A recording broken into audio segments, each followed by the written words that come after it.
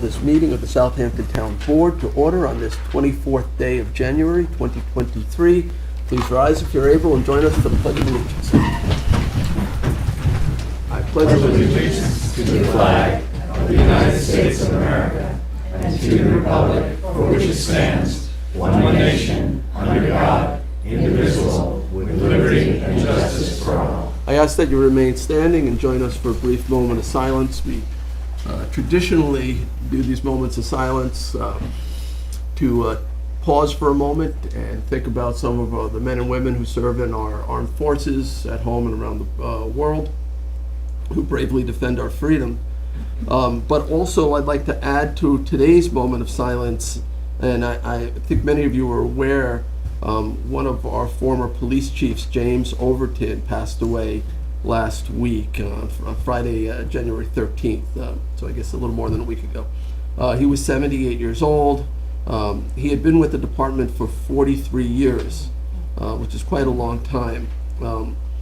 He left the department back in 2011, but he first became a member of a department in October of 1967 after serving in the U.S. Army. He was received in 1972 became a detective, in 74 a sergeant, and in 76 was designated as the department's first detective sergeant. And soon after soon after we had actually created that detective division. In 1979 he became lieutenant, in 1981 became captain, and then following the retirement of Chief Conrad Teller, who some of you may know, he was in 1991 he became our police chief, where he served for 20 years.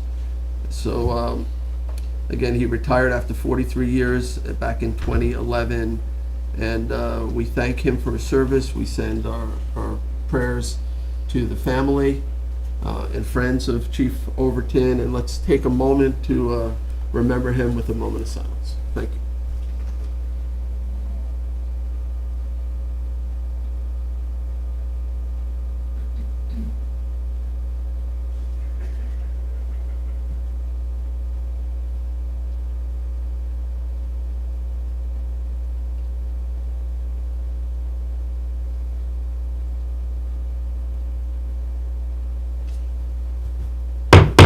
Thank you. Please be seated. Madam Clerk, would you kindly call the roll? Supervisor Schneiderman. Present. Councilwoman McNamara. Present. Councilman Martell. Present. Councilman Bouvier. Here. Councilman Scavone. Present. All right. So everyone's here. We'll get started. There are a bunch of resolutions that aren't in the main packet that I've been asked to add to our packet. I'll try to do this as quick as possible because there's a lot of people waiting to be heard at public hearings. But I'd like to give the public as much notice that there's additional resolutions being considered today. So let me try to read these as fast as possible. And if I can make one motion to add all 13 on, if that's acceptable to the board, this will require 4 out of 5 supermajority to include these resolutions. 41185, offered by Councilman Scavone, is the notice of public hearing to consider amending Town Code Chapter 298 to amend Article 13, exemption for first-time home buyers, to continue the exemption for newly constructed homes. 41220, also offered by Councilman Scavone, is a notice of public hearing to consider amending Town Code Chapter 298, Article 5, exemption for senior citizens, to increase the income eligibility for property tax relief. 41223, again offered by Councilman Scavone, notice of public hearing to consider amending Town Code Chapter 298, amending Article 11, partial exemption for disabled persons with limited incomes, to increase the income eligibility for property tax relief. 42138 accepts resignation of a Secretary of Land Management. 42160 appoints the 2023 Citizen Advisory Committee members. 42244 is a resignation of an employee from Municipal Works. Reassignment. No, it's a Oh, sorry, not reassignment. thank you. A reassignment of an employee from Municipal Works, Tatiana Tusi. 42250, authorize the supervisor to execute a lease agreement with Quadient for 9-7 mail machine system, or 1X-7 mail machine system. 42264, offered by Councilman Martell, is a 2023 notice to bidders for 2016 used F-350 service truck. 42275 appoints Tom Aquino to guard position in public safety. 42279 is a resolution to release demolition bond for property located at 56 East Tiana Road in Hampton Bays. 42291 appoints Melissa Chirillo to senior office assistant position in municipal works. 42293 is our second warrant, and then 42311, being offered by Councilman Martell, authorizes the supervisor to sign application and contract with Suffolk County for 2023 Town of Southampton Youth Bureau programming. So one motion to walk all 13 on. Do I have a second? Second. Seconded by Councilman Bouvier. All in favor? Aye. Aye. Okay. Thank you for that, and we'll take those up at the end of our meeting. Okay, so the next item of business, I will make a motion to approve the minutes from our regular town board meeting of January 10th, 2023. Second? Seconded by Councilman Bouvier. All in favor? Aye. Aye, approved. Okay, Madam Clerk, would you please read the communications? The following communications have been received in the office of the town clerk. We have received public notices from the New York State Department of Public Service, a reminder of 2023 winter workshops coming up. New York State Liquor Authority 30-day advance notice to local municipalities. We have one new application from the listed entity and a renewal application as well. From the Village of Sagaponack, the public hearing notices, Village of Southampton, 2022 year-end active CPF grant award status. Emails, letters, and land use applications have been received regarding the following. Proposed change of zone entitled Liberty Gardens, Southampton. Proposed CPF purchase of Marsden Street parcels in Sag Harbor. Zoning Board of Appeals application for 91 North Phillips Avenue, Spionk, and 121 Seafield Point, West Hampton Beach. The following bid and request for proposals were opened on January 11th. A bid for security camera network infrastructure maintenance contract for municipal works, and a bid for portable toilet rentals for Parks and Recreation Department. On January 19th, an RFQ for professional surveying services for municipal works. And that concludes the communications for this meeting's agenda. All right, thank you, Madam Clerk. All right, so we're going to move on to public hearings. After public hearings will be public portion, and people can speak on whatever topic they so choose. But during the public hearings, and we have 6 of them scheduled today, we afford the public 3 minutes to make their comments known. We do ask that you fill out a card, which I think most of you have done. Let me just explain something about the first 2 public hearings, both pertain to the Steinbeck property. When we initially noticed the public hearing as a CPF acquisition, the purposes that we stated the acquisition related to did not include historic preservation. So we re-noticed it to include historic preservation. So if you're here to speak on Steinbeck, because we had noticed it, we need to open the hearing, but we can close it immediately without comment and move on to the second hearing, which includes the historic preservation. So even if you said you're speaking on hearing 1, I'll take that to mean hearing 2, okay? So not to worry about that. All right. So Madam Clerk, would you read the first public hearing notice? Public hearing number 1, to consider the acquisition of development rights at 2 Bluff Point Lane, the John Steinbeck home, Sag Harbor, and to amend the CPF project plan and CPF management and stewardship plan to include the property. Okay, and again, our intention is just to open, close it, and take no further action on this hearing. But Jacqueline Fenelon, who is our acting CPF program manager, will, I guess, briefly introduce this. Yes, thank you so much. Thank you, Mr. Supervisor. Good afternoon, Council. This is the 2 Bluff Point Steinbeck, John Steinbeck residence. in And I want, Sag you're gonna Harbor. have to say this all again at the next public hearing, so I'd rather you say it then. Okay, So, that's fine. just, again, we did not include historic preservation on this, and that is the main intention here. So I'll let you pause and save it for the next public hearing, okay? No problem. All right, so is there anyone who wishes to be heard on this? Good, okay, perfect. Charles, anybody online who wishes to be heard? Hopefully they understand that this one does not include historic preservation. I see no hands. Okay, perfect. I'll make a motion to close the public hearing. Second. Seconded by Councilman Scavone, all in favor? Aye. Aye, okay. We'll move on to public hearing number 2. So this is the one that does include historic preservation. Madam Clerk? Public hearing number 2, to consider the acquisition of development rights at 2 Bluff Lane, the John Steinbeck home, Sag Harbor, and to amend the CPF project plan and CPF management and stewardship plan to include the property. Okay, thank you. And Jacqueline Fenelon, our acting CPF program manager, will now introduce this. Thank you, Mr. Supervisor.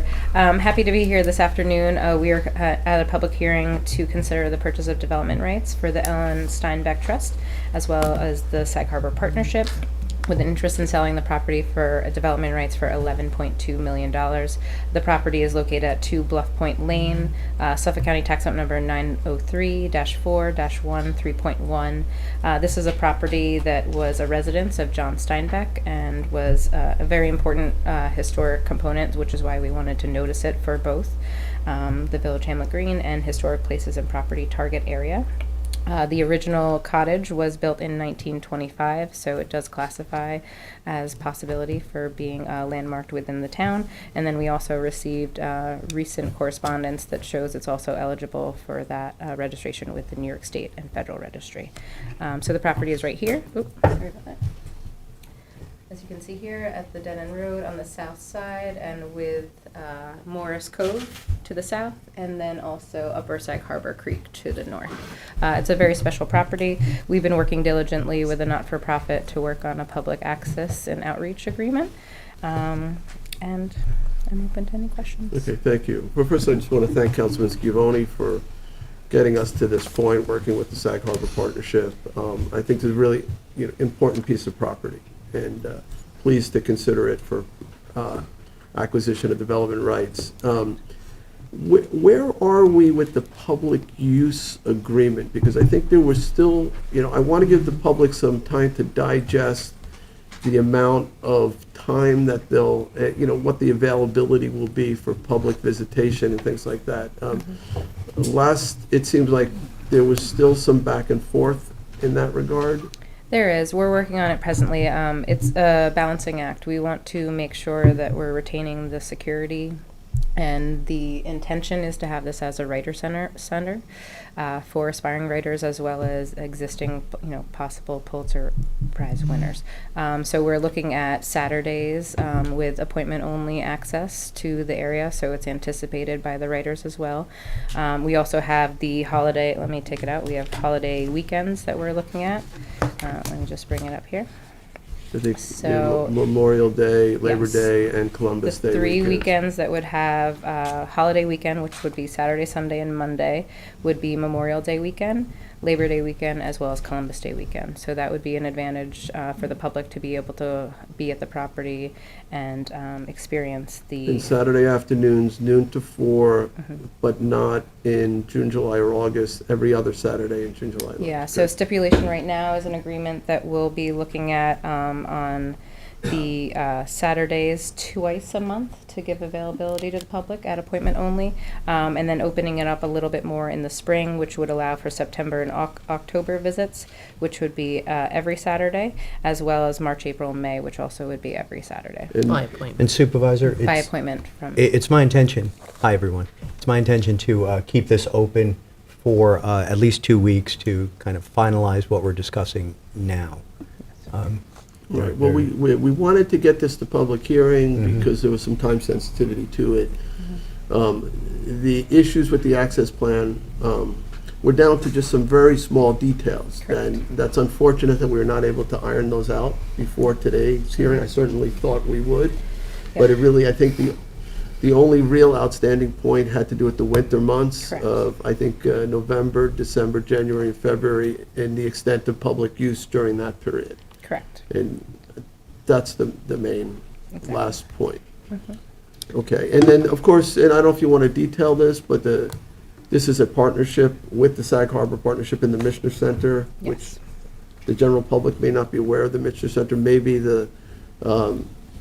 maybe Susan will speak to what that is, or somebody from the Mishner Center will speak to that, so. Yeah. We Yeah, are. so this is a joint project with the Not-for-Profit for Sag Harbor Partnership, but then they are also work with the leasee of the Mitchner Center, Writing Center. So that way they will be coming in and having, basically supplying the writers, and we've been working with them as well. So working with all parties to make sure that we have an agreement that retains public access, but also is balancing with the writers within residence.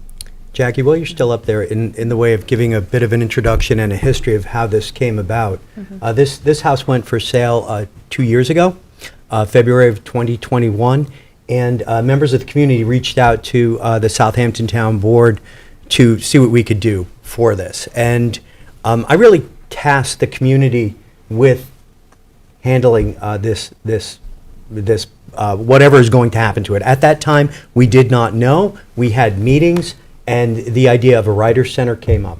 And the task that I put on the group was that we need to have a local entity to oversee this, that there has to be local fundraising efforts. I think this is important and would, answer some questions, that some major national institution would be involved in this, and that there would be public access, because it's a writer's center, but it would also be open to the public in some way, shape, or form. So what we are going to hear tonight is really 2 years of work from community members, some government officials, members of the not-for-profit, and a major institution. And before we begin, I just want to, I feel obligated to thank certain groups. First of all, the Sag Harbor Partnership for their leadership on this and expertise. The Village of Sag Harbor. The Village of Sag Harbor actually had a public hearing on this very issue. They asked hard questions. This is completely in the village, so I want to appreciate the mayor for that. The deputy mayor sent a letter of support, so I definitely appreciate what they did. The Press News Group, not just because they're here today, but they had an express session. So the word about this has gotten out, and we appreciate that. And also the neighbors on Bluff Point Road and Bluff Point Lane, we had numerous meetings. We met at the end of the cul-de-sac several times. It was real Americana stuff, 50 people out there discussing, what this could be and what they saw. Sounds like a Steinbeck novel. Yeah, well, he wrote 2 of his major works there, and others. And of course, the Southampton Town Board, my colleagues here, for entertaining this. So again, what we're going to hear is really the result of 2 years of hard work from community members in various aspects of this project. Thank you, Councilman. Thank you. Okay, so I think at this juncture, we can go to the public. Great. Right, so I'm going to take the cards in the order they were received. Again, each speaker will be afforded 3 minutes to make their comments known. The clerk will typically let you know when you're getting to the last 30 seconds so that you can wrap up. Okay, and I ask for forgiveness ahead of time if I mispronounce your name. John Avalon, you're first. Let me say who's on deck, too. Catherine Zolka. Thank you very much, members of the board. I'm John Avalon. I'm a writer. I live in the immediate area right around the corner from Bluff Point Road. And I want to thank you for bringing us to this point. This has really been a community effort, a grassroots effort, as Tommy John said. And for me, as a writer as well as a resident, this place is really a sacred civic space. It's irreplaceable. And I think we'll look back on this with enormous pride. The first time I ever heard of Sag Harbor was reading Travels with Charlie, and I don't think I'm alone in that. It begins there. And I think the literary character of our community, the reason so many writers over generations come here to the East End of Suffolk County, the Steinbeck House is in some ways a symbol of that. And it would just be a tragedy if we lost it on our watch. And so the community rallying together to save it, the Sag Harbor Partnership, Catherine, all of you, is something I think we'll look back on with enormous pride. that we did the right thing. I know some of the details on access are still being worked out, but I have every confidence that we're all focused on the larger goal. I think, UT and the Michener Center, the fact it'll function as a writer's center, will ensure that that legacy gets carried forward in a really active way that deepens and highlights and carries forward the literary character of our community. And with regard to access, it has been on people's spiritual radar, but there's never been any access. And now there will be, in I think, a meaningful and exciting way. So I'm here to kick things off as part of that community effort, but to thank all of you, and to also say, though, that, while we have the opportunity to have this managed in a professional way going forward, the community will stay involved, and I'm raising my hand to participate in the nonprofit, to do an occasional docent tour in that rotation, as just a symbol of, I think, the continued commitment. So thank you very much. Thank you, John. Thank you. All right, Catherine, you're next. Let me see who's on deck here. Thank you all. Catherine Zoka from 42 Ridge Drive. Diana Howard is next. So I'm telling you who's on deck, so that you have an opportunity to queue up behind the speaker so that we can move quickly. Go ahead. Familiar with On Deck, so that's no problem. So Catherine Zoka from Sag Harbor, 42 Ridge Drive. First of all, I just want to really thank the board for their vision in working hard to get to where we are today. For me personally, it's a huge milestone to be able to stand here and to be on the threshold of preserving really a jewel in the crown of not only the town of Southampton, but also really the nation. And I also just want to say about UT, I think that we will grow over time to appreciate more and more their involvement here, because they bring experience, they bring capability, they bring capital to the overall project, and I think that they are really an excellent partner.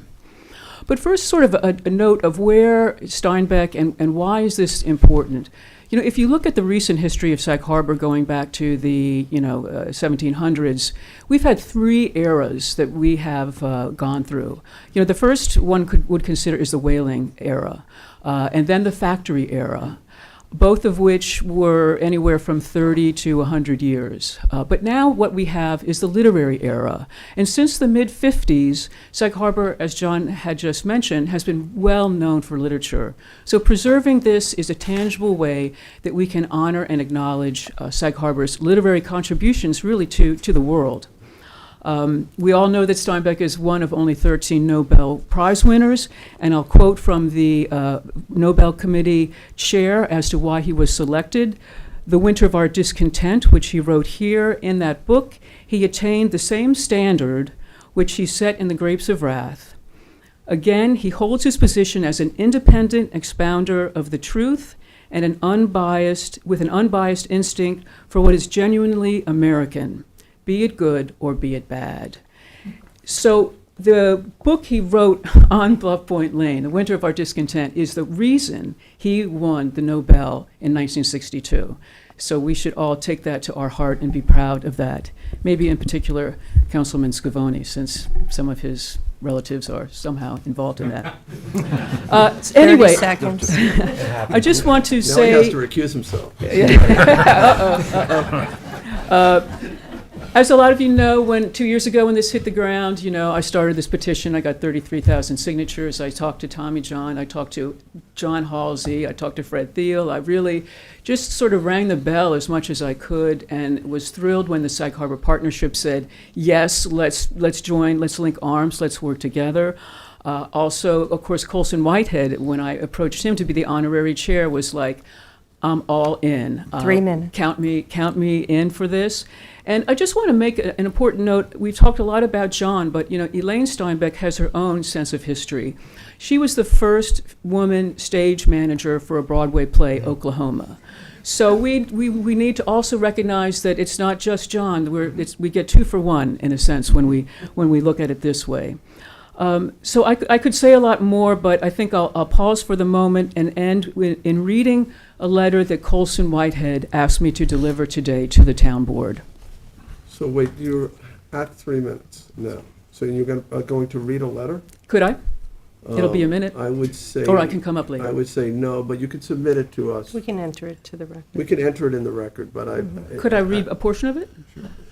2 sentences. Okay, all right. As a kid, this is Colson, who actually has won 2 Pulitzer Prizes and a National Book Award, a really prestigious Now I feel writer. bad not letting you read the letter. He wrote Sag Harbor, for goodness He sake. wrote Sag Harbor, the book Sag Harbor. He wrote Just the let her read Underground the letter, it's Railroad. quicker. He wrote the Nickel Boys. Just go ahead and read the letter, okay. please.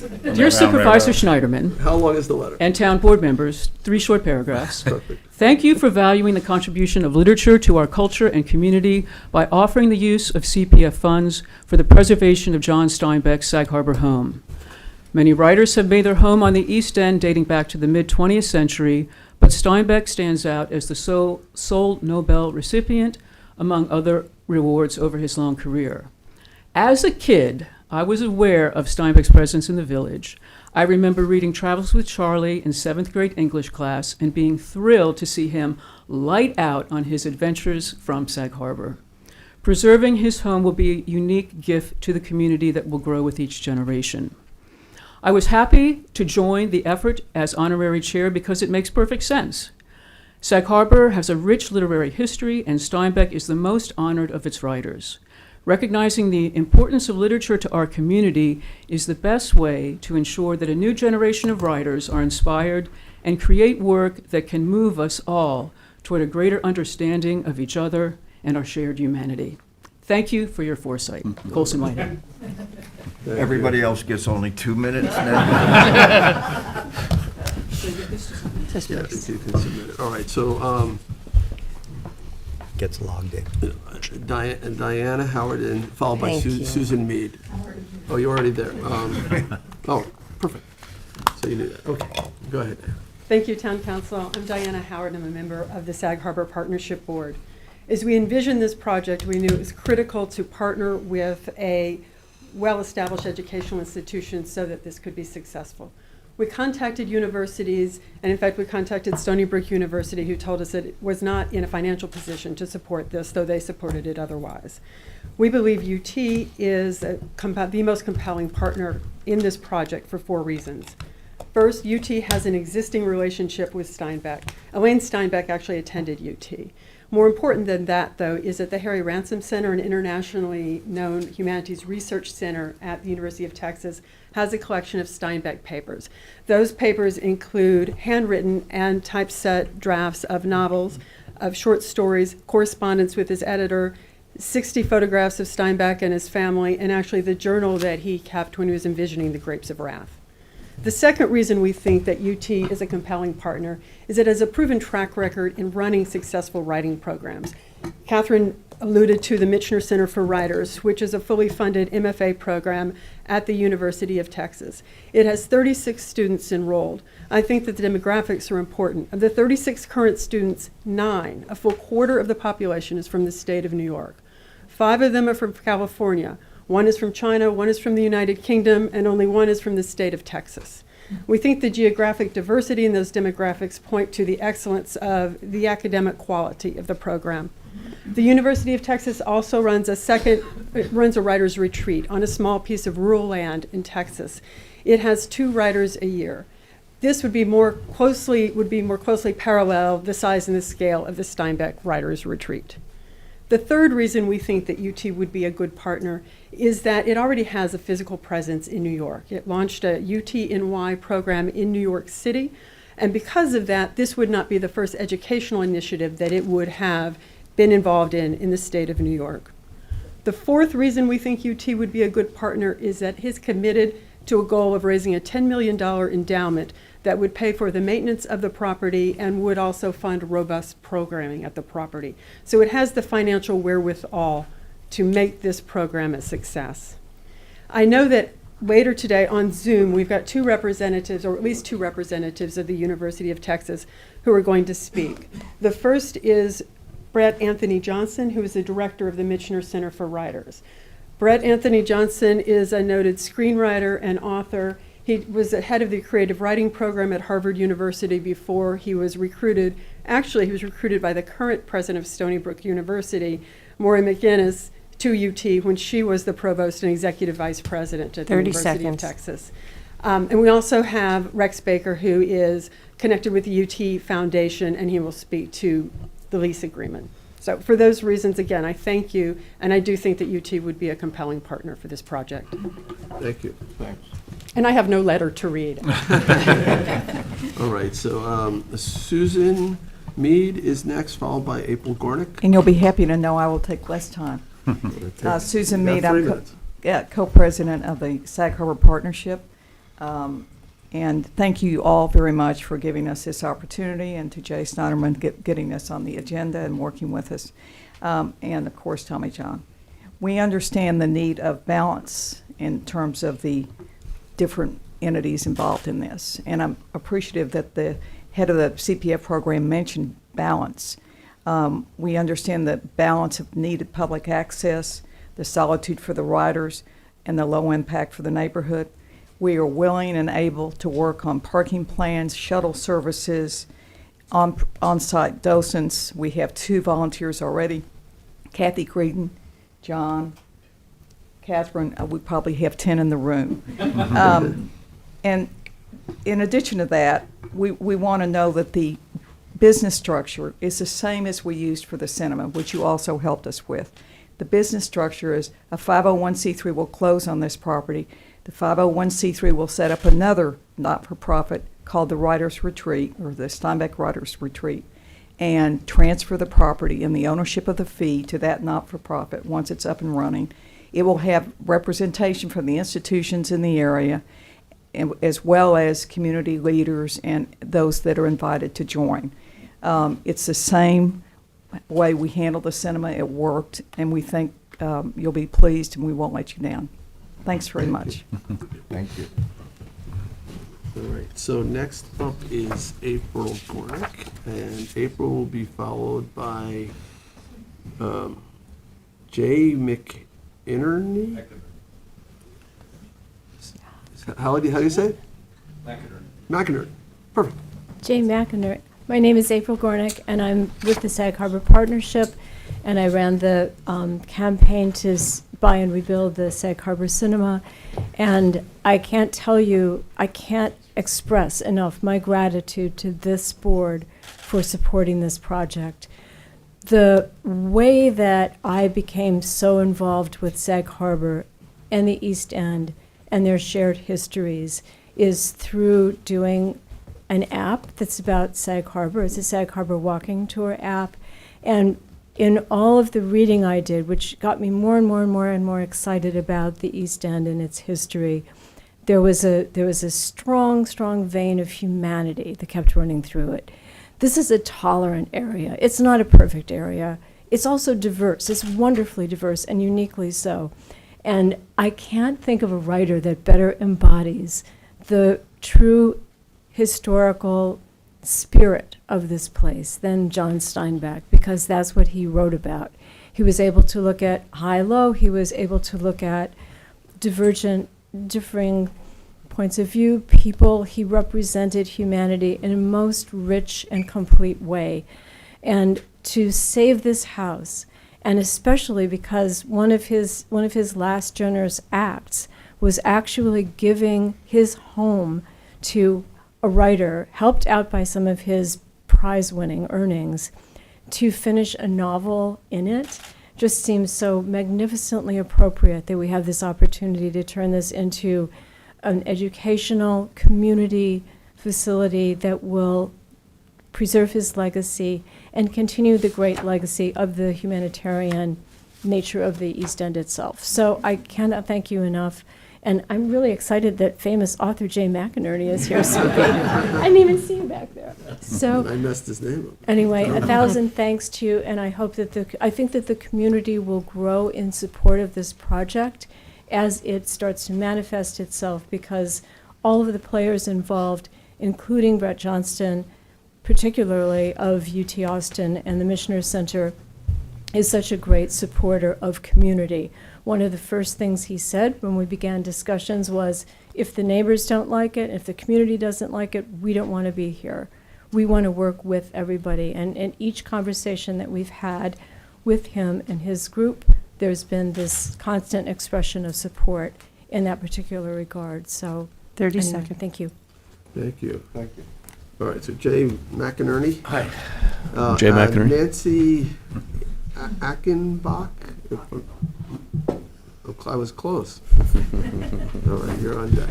All right, I'm going to severely edit my remarks here, something writers aren't always good at, but I'm thrilled to see so much support here. You know, one of the things that drew me to the East End originally was the extraordinary literary history here. My first weekend spent in the South Fork was at George Plimpton's house on Sag Main Road, where my immediate neighbors were John Irving, Peter Matheson, Truman Capote, and Kurt Vonnegut. And the first time I ever heard of Sag Harbor, where I later bought a home, was in Moby Dick, where Queequeg, the pagan harpooner, is sort of terrified by the doings in the bars of Sag Harbor, and decides not to even disembark from his ship. Ever since then, there has been an extraordinary parade of authors, from James Fenimore Cooper to Colson Whitehead, Neil Doctorow, Nelson Algren, who've made Sag Harbor their home, but I think none more distinguished than John Steinbeck. I mean, it's impossible to overstate his position in American letters. I was fortunate enough to be invited to view the property by members of the Steinbeck family about 12 years ago, and I couldn't believe what a magical spot it was, and it was. I just felt Steinbeck's presence. I felt something very special there. I thought how much I would love to write in his little octagonal writer's cottage. And I also feared that someday I would read that a McMansion was being built on this beautiful spot. So I just want to thank all of you for your hard work, and I just couldn't be more thrilled. And if there's anything I can do to further support the project, please let me know. Thank you. Thank you. Would you sign my, I'm sorry. No autographs. All right, so Nancy, you're next, followed by, is it Binky Urban? Is that right? I don't think she's here. I got a card for her. If she, is Binky here? I don't see her. She's my agent. All right, but, so the next speaker then after Nancy will be Kathleen Mulcahy. Okay. Good afternoon. Thank you for hearing us. My name's Nancy French Achenbach, a fifth-generation Sag Harborite and president of the Sag Harbor Historical Society. Because of these two facts, my interest in the village is huge. The history of this village is what makes it so special. Why people flock here, buy here, move here, visit here. A special place in this planet. From whaling days through to industrial days, depression, and now to what is becoming a cultural hub. What a journey for Sag Harbor has had, and wonderful watching it. We, citizens, have a responsibility as residents to its future. Our work is to maintain the uniqueness. A large piece of that is keeping the Steinbeck property a landmark. In this world, a large piece of make a landmark to this world famous Pulitzer and Nobel Prize winner. As most of you have known, Steinbeck had young writers stay at his house, affording them the peace and quiet to write. Can we not consider the great gift that this could be to the legacy of our American writers? Think long and hard, 100 years from now, and what Steinbeck Writers' Residence could mean to our literary world. What a gift Sag Harbor could give back to the world. Thank you. Thank you. Thank you. All right, so I take it Binky is not here. We'll move on to that side. Kathleen Mulcahy, followed by Keith Redden. Supervisor, I'd like to say that Ms. Mulcahy is former mayor of Sag Harbor, and she was the mayor at the beginning of this journey. And a big Steinbeck fan, I know. And a 'cause big she Steinbeck Gave me a fan. copy of Travels with Charlie. I did, so, yeah. that's right, I at love it, the, thank you. at the dedication of the Steinbeck Park in Yes. Sag Harbor, which you were also so helpful for. But I'm not here to talk as the mayor. I am here to talk as the mother of 2 children who went through the Sag Harbor school system. My kids, we're a literary family. We read a lot. My children read Of Mice and Men in middle school, as did every child, I think, and all of us probably, and Grapes of Wrath in high school and everything else. We were lucky enough that we knew where Steinbeck's house was, and we walked them over there to see it. And they thought that was pretty cool to be reading something that they knew where the man lived. I see a future with this property, and I'm so happy that it's gotten this far, where the kids of Sag Harbor and all the Southampton town and all the East End town schools can come and see where John Steinbeck wrote books about our area, and won a Nobel Prize. So that's really wonderful, and I want to thank you on behalf of all the kids out here. Thank you. Thank you. All right, so Keith, you're next, followed by Sierra Minell? Sigrid. Oh, sorry. It's hard to read. It's Sigrid? Sigrid. Sigrid. Oh, yes. Okay, look like an E there, but it's a G. Sigrid. Thank you. Hi, my name is Keith Radine. I'm a playwright, resident of East Hampton, and echoing what many people have said here today, I'm grateful for the town and their support of the Steinbeck home. For over 30 years, I've wanted to visit the home, and as many people have said, it's an inspiring, historic place. And as Jay pointed out, it's an enchanted place.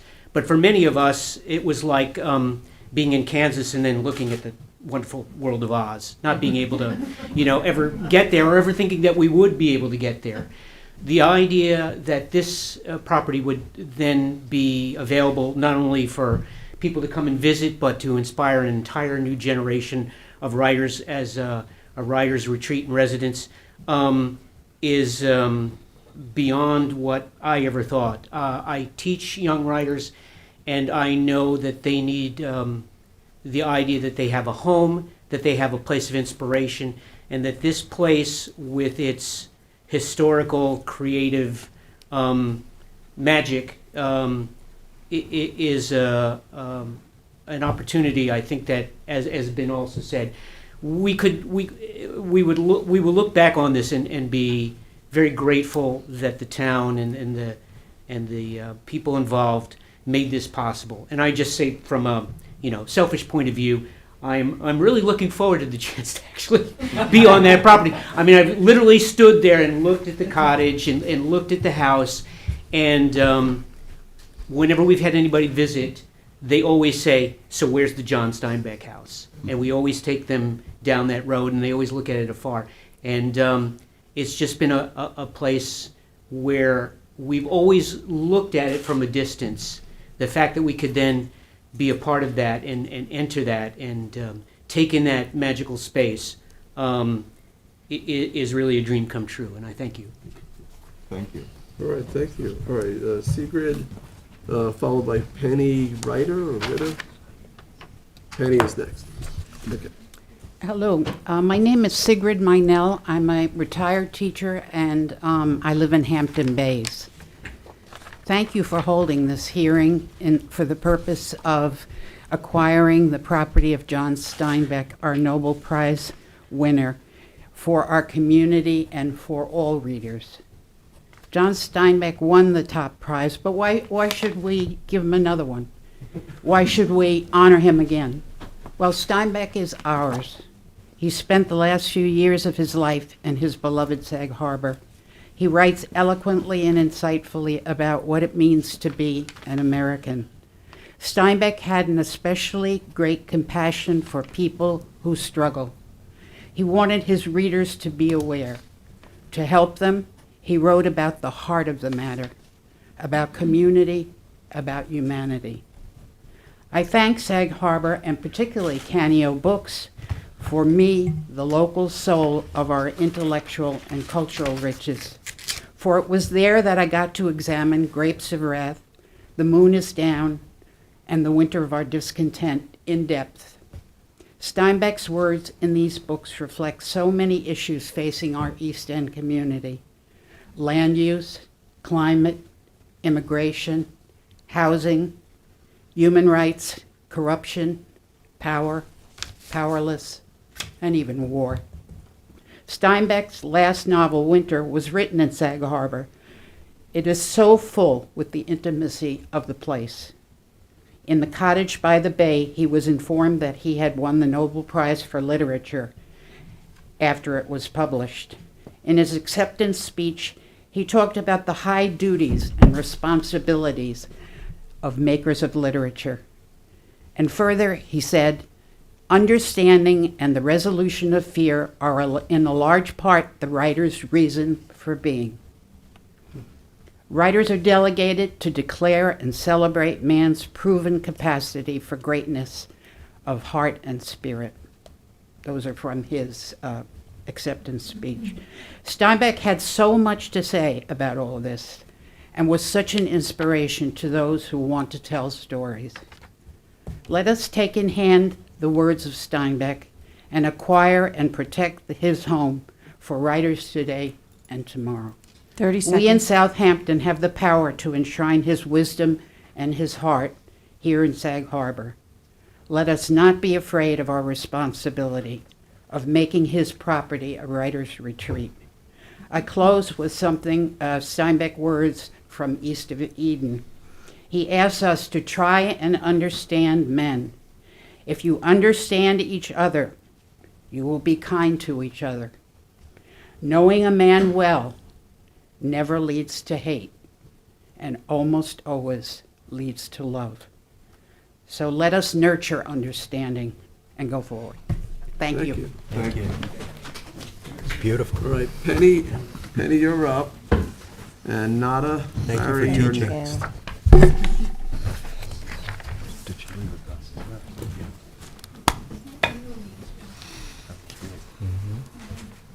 Gosh, I was hoping I wouldn't have to follow Sigrid.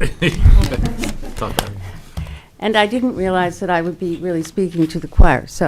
But my name is Penelope Wright. I'm a Southampton resident, a longtime library worker, and I'm here just to voice my support for the use of community preservation funds for the purchase of the John Steinbeck property. Thank you, Catherine, for making me aware of this. I know that really all of us are aware of Sag Harbor's remarkable evolution from a whaling town beginning in the 1700s, which reached its pinnacle in 1849 when there were more than 100 three-masted sailing ships berthed at Long Wharf, to a factory town which employed hundreds of the descendants of whalers and cemented Sag Harbor's status as the Unhampton, to a refuge for a great many writers of note, from James Fenimore Cooper to Langston Hughes, Nelson Almgren, Wilfred Sheed, E.L. Doctorow, Betty Friedan, and many more. All of this has provided a rich heritage for the village of Sag Harbor and the community. Now that it is no longer possible for writers of modest means to own property in Sag Harbor, it seems especially important and fitting that funds earned on the sale of often high-priced properties should be used for the preservation of this celebrated writer's home. That John Steinbeck was awarded the Nobel Prize for Literature has given Sag Harbor a distinction matched by few communities in our country. Ensuring that this property will remain as a study center and retreat will demonstrate to the wider world the degree to which Southampton Town honors its remarkable literary heritage. Thank you all for your support. Thank you, Penny. Okay, Nada, you're next, followed by Neil Slavin. Okay. Good afternoon first, and thank you, Town Board, Jay, and everybody, not only for listening for this, but for all the work you do, because it's not appreciated enough. We live in a diverse township in actuality, and you have a lot of problems that you have to deal with. I'm mostly known as the owner of the Wharf Shop in Sag Harbor, a gift and toy store in which we're going into our 55th year. But I also happen to have been a close friend of John and Elaine Steinbeck, due to the fact that my husband at the time was Bob Barry, was John's best friend. So they spent a certain amount of time with us when they lived in Sag Harbor. And I have only one thing to say. Having known John, there is nothing that he would have wanted more than his property to have become a writer's retreat. Thank you. Thank you. All right, Neil, you're followed by Luke Babcock. If I were setting the thing up, I would have had Nada as the closer, because she really is, she represents for me what the expenditure of the monies that you folks have to husband for the community, what spending the money is all about in terms of community preservation. My recollection is that that program started on the heels of the original one that had to do with the acquisition of farmland in Suffolk County.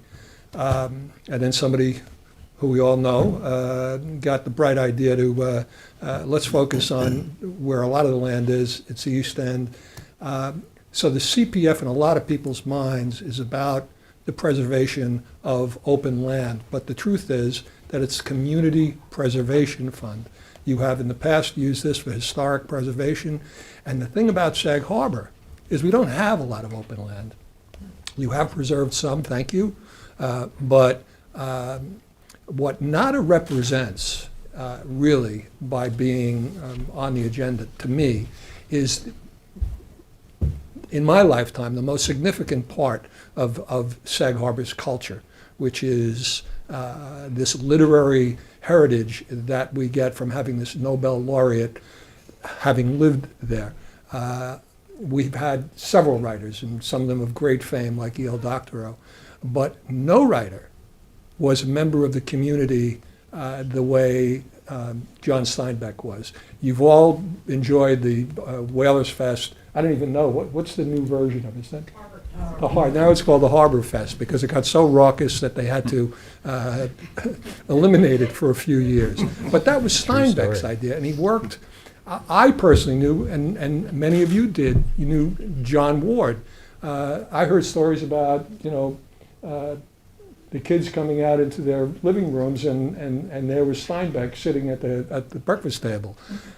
So the Community Preservation Fund is most appropriate for financing a project for the village of Sag Harbor that deals right with our cultural history. That is our culture. We were whalers, we were manufacturers, but this man was a part of the community. He was a literary giant, and I agree with everybody else, and thank you very, very much for thinking about doing this. So thanks. Thank you. Thank you, Neil.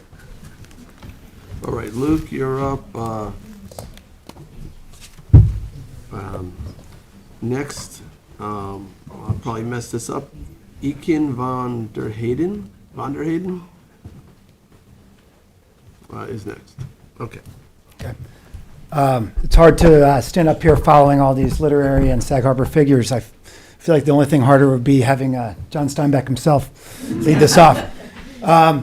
I will be brief, though. My name is Luke Babcock. I'm a neighbor of the property and a 20-year resident of Sag Harbor and member of the business community there. I've sat through several of the meetings that Tommy John spoke about in the Grove and some of the neighbors' houses, and I think we can all agree a lot of tweaks and compromises have been made by all the stakeholders involved. But I think I can speak on behalf of the neighborhood and the broader community to say that what has been agreed upon is something that we could all be really proud of, that everyone's very excited about, and I think will be a huge asset to the greater community. I do want to add one more thing. In all the discussion about access, I think one thing that's been lost in the conversation is the view shed from the water. This is relatively trafficked public waterway here.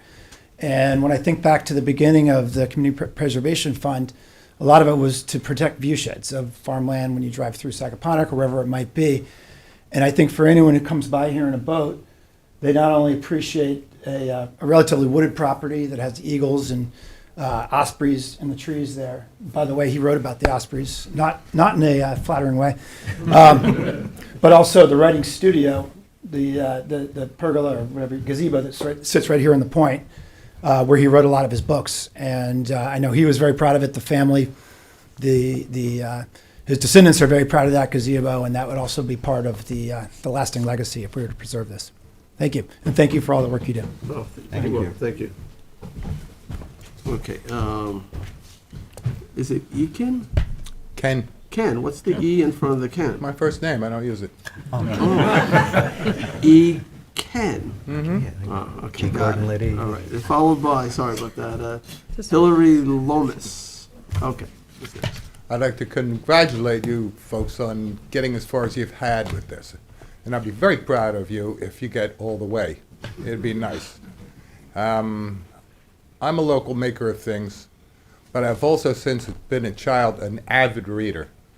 And one thing I like about authors is they often write books about their own lives. And one very common thing in those books is the thrill that they get by going to a place where an author that they respect, love, have read everything of, was. Even just walking down the street in front of their house, even if the house isn't available to go into. And I think the sparkling jewel in this whole thing is that little glassed-in writer's shack down near the water that who knows who that might inspire if they were able to sit there and think that John Steinbeck wrote here. So if you can save that, you'd be doing a really good thing. I'll bequeath my other 2 minutes to the lady with the letter. All right, thanks, Ken. All right, so Hillary is next, followed by Chris Kelly, a name I can pronounce. Hi, I'm the co-director of Save Sac Harbor and also on the partnership board, and I have a brief letter from the Save Sac Harbor board, which I think you've also gotten in the mail. They just sent it. So our organization, Save Sac Harbor, exists to preserve the character, culture, and history of our community, which is often embedded in its historic architecture. We write you concerning a unique historic property in the village, the former home of John Steinbeck. We strongly support the proposal for the Community Preservation Fund to help purchase the Steinbeck house and property on Bluff Point, to preserve the site from development and maintain it as a not-for-profit literary center. The plan has developed as a grassroots effort by Sag Harbor residents who passionately believe in honoring Steinbeck's legacy. We recognize that CPF must balance priorities in allocating resources, and the preserving historic homes has not so far been a primary focus of its acquisitions. But John Steinbeck was not only one of Sag Harbor's most iconic authors, he wrote about the village in both fiction and nonfiction, and he was an engaged citizen of the village as well. If any author's home could claim to be an important cultural site in Sag Harbor, Steinbeck's would certainly qualify. The Steinbeck home, a tranquil house and grounds, is largely unchanged since he lived there and wrote important works in it. It's the kind of place that helps connect residents and visitors to Sag Harbor and American history, potentially both an attraction to visitors and a resource for residents. We believe this site, a substantial waterfront property, should be preserved as a cultural amenity for the community rather than left vulnerable to further development. The grounds could serve as a precious pocket of public open space as well as an environment for new literary creations. If the property is to be repurposed as a literary center or writer's residency, as has been discussed, Save Sag Harbor would hope its new owners or administrators would commit to making the community benefit tangible by featuring public programming with its associate writers, and also by making the site available for the public to visit, at least at specified times, which I know we all just talked about. The Community Preservation Fund, with its support of the Sag Harbor Cinema, has already provided great benefits for movie lovers and filmmakers of Suffolk County. With the Steinbeck home, it is the opportunity to serve book lovers, students of literature, and writers too. Thank you. Thank you, Hillary. Okay, Chris, you're up next, followed by Robert Remkin, if I'm saying it right? Okay. Remkes. Christopher Kelly, Toomey Latham. I'm here as counsel to the Sag Harbor Partnership. I'd essentially like to defer my time in case any legal issues come up to address those by future speakers, but I'm happy to answer any questions that the board may have about legal issues associated with the project, if there are any. Any questions? I think we've sorted most of those out. So. Great. We got a good team, very respectable counsel here. So. But if future speakers raise anything, I'd like to defer and reserve my time to respond. Right. You know, as a town would be the owners of certain rights and interests on this property. You know, so obviously one of the things we're concerned about is liability and having some kind of indemnification, hold harmless. But we can sort all those things Yeah, out. I think that's a technical issue, and a lot can be solved by insurance. So Right. we can figure that out. Okay. Thank you. Thanks for being here. All right. So Robert, you're next, and then Penny, you already spoke. Did you fill out 2 cards? Because I have Wright Penelope, which I'm assuming is you, and then there was a Penny Writer earlier. Is there some? No, maybe Catherine filled out a card for me. Right. But You had filled out a card. I didn't realize that. Okay. So it's an extra. All right. So that's fine. All right. So then I'll put that aside, and the next speaker would be David Florence. I think I'm saying that right. Okay. Okay, thank you. I just want to say I do have a couple concerns about the purchase of the property. One is that the price of the property really seems to be overvalued with the comps in the area, and the limited public access and the public use of the property. Those things concern me to use CPF funds, but I do applaud the effort to preserve Steinbeck's property, but I also want to throw out to the board right now, since you're in such a giving mood, that the former 7-Eleven building came on the market, and I think the board should consider CPF funds for that to expand the Steinbeck Park. So I'll keep it brief. Thank you. Okay, thank you, Robert. Okay, next up is David Florence. Jay McInerney, did you end up with 2 cards too? Apparently. You want to sign this one? Kathleen Mulcahy, you have 2 cards too, so this could potentially be the last one. All right, David.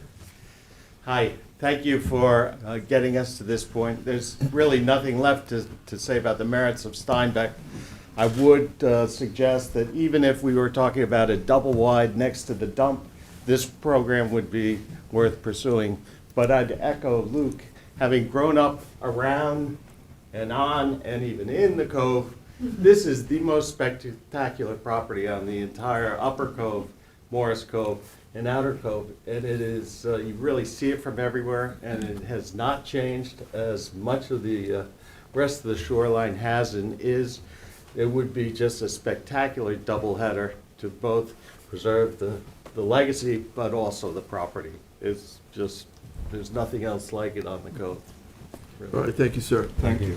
All right, so this is a hybrid meeting. We started doing this sort of in the midst of the pandemic to make it so that people could express their concerns to the town without having to expose themselves potentially. So we've continued this practice. We find that it helps reduce traffic and makes town government more accessible to people, as well as reducing the possible spread of infectious diseases. So we have a hybrid opportunity here for people to weigh in, and Charles is our administrator on this. So Charlie, I know there was some mention earlier of people viewing from remote locations. Who is our first speaker? Jonathan, all right, we're seeing the individual. So I'm not sure you're unmuted yet. I think I'm unmuted. We're not hearing you yet, so. Try. We're hearing you now. You can hear me now? Yeah. Yes, we can. Yeah, good. Jonathan Haynes, I live in Hampton Bays. Moved here originally to take a job teaching literature at Southampton College of Long Island University. My job moved on, but we stay here because we love it. I'm certainly no expert on Steinbeck, but I taught The Sea of Cortez, and of course I used to do on the literature of the sea, along with Peter Matheson's Men's Lives and some other things by people who lived on the East End. So the students would have some glimpse of what a rich literary heritage the East End has.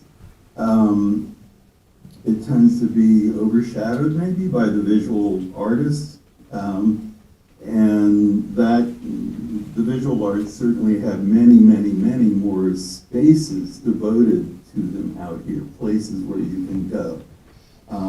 Eric Fischel's portraits of Sag Harbor writers in the windows of the church is really a marvelous tribute to this heritage. Those are just some pieces of glass. It would be great to have a house. I enthusiastically endorse this proposal. One does not like to think about what the alternative to preservation would be. Doubtless the kind of development that Sag Harbor does not need any more of, and which the environment really can't sustain. So this seems to me to be a superb use for community preservation funds.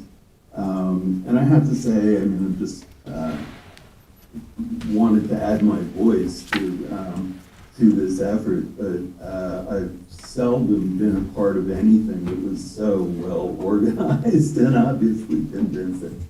So that's all I want to say. All right, thank you, sir. Thank you. All right, Charles, do we have anyone else? Yes, sir. Preservation Long Island.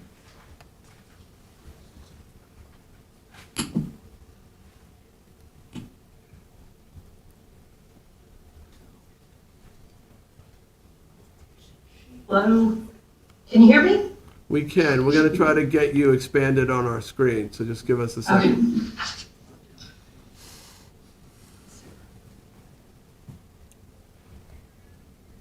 There we go. Okay, you're on. Okay, good afternoon, Mr. Supervisor and members of the town council. Council or board? Town board. Depends on the day. My name is Sarah Counts. I'm the Preservation Director at Preservation Long Island. We are a regional not-for-profit that advocates for historic preservation throughout the region. We also own and operate 4 historic properties, including the Custom House in Sag Harbor, so we are a longstanding member of that community. And I'm here to share with the board, I'm going out of focus. The fact that on April 16th, 2021, the New York State Historic Preservation Office determined the John Steinbeck property at 2 Bluff Point Lane in Sag Harbor as eligible for listing on the National and State Registers of Historic Places under Criterion B. And that means resources that are significant for their association with the lives of persons significant in our past. And of course, that's John Steinbeck. And I just want to mention that the Sag Harbor is so important, the community of Sag Harbor, and some folks have touched on it, but this site, this property, was so important to his late writings, especially the 1961 Winter of Our Discontent, which led to his 1962 Nobel Prize, which was for his whole corpus of work, but definitely for the Winter of Our Discontent, which of course was written in Sag Harbor and was deeply inspired by John Steinbeck's experience in the community, including Hurricane Donna. So there are things written about the village of New Baytown, which is the setting of that piece, and other pieces that he wrote, which are directly inspired from his time, as well as his wife's time, who lived with him at the property, which they purchased in 1955. So he, of course, lived there until his death. And then she remained at the property. She owned and lived at the property until 2003. So their time and ties to that place are very significant. I also wanted to mention that 30 seconds. John Steinbeck served on the local Democratic Committee and was the honorary chair of the Old Whalers Festival in the 1960s. So among many other things, they were both, he and his wife, were deeply engaged with the community. And I think this represents a fabulous use of CPF to purchase the development rights, which would protect the character of this property. And I think even though it might not be accessible in the way a parkland space might be or an open space, it's going to be accessible to writers, not just from our region, but from around the world, around the country, who are writing new works. Hopefully we can produce another John Steinbeck at this place. So this will provide writers an opportunity to live and work and be a part of our community, of the town's community, of the village community, of the Long Island community, the way John and his wife were. And this is tremendous. I think even though the access isn't explicit, the service in providing access to writers, and of course it is very cost prohibitive for young writers who need a place like this to support their work, to come to Long Island and experience that amazing inspiration that a place like Sag Harbor and Southampton can give to an artist. So this is fabulous. We entirely support this, and we encourage you to vote in favor. All right. And Thank you, very sir. much for the opportunity. Thank you, sir. Thank you. Charles, anyone else? Yes, Jane is next. Come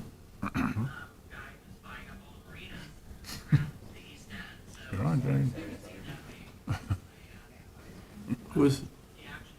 Can you hear me, Jay? Yes, whoever's speaker phone is on speakerphone, if that could be turned off. Yes, we can. Yes. Hi, Jane.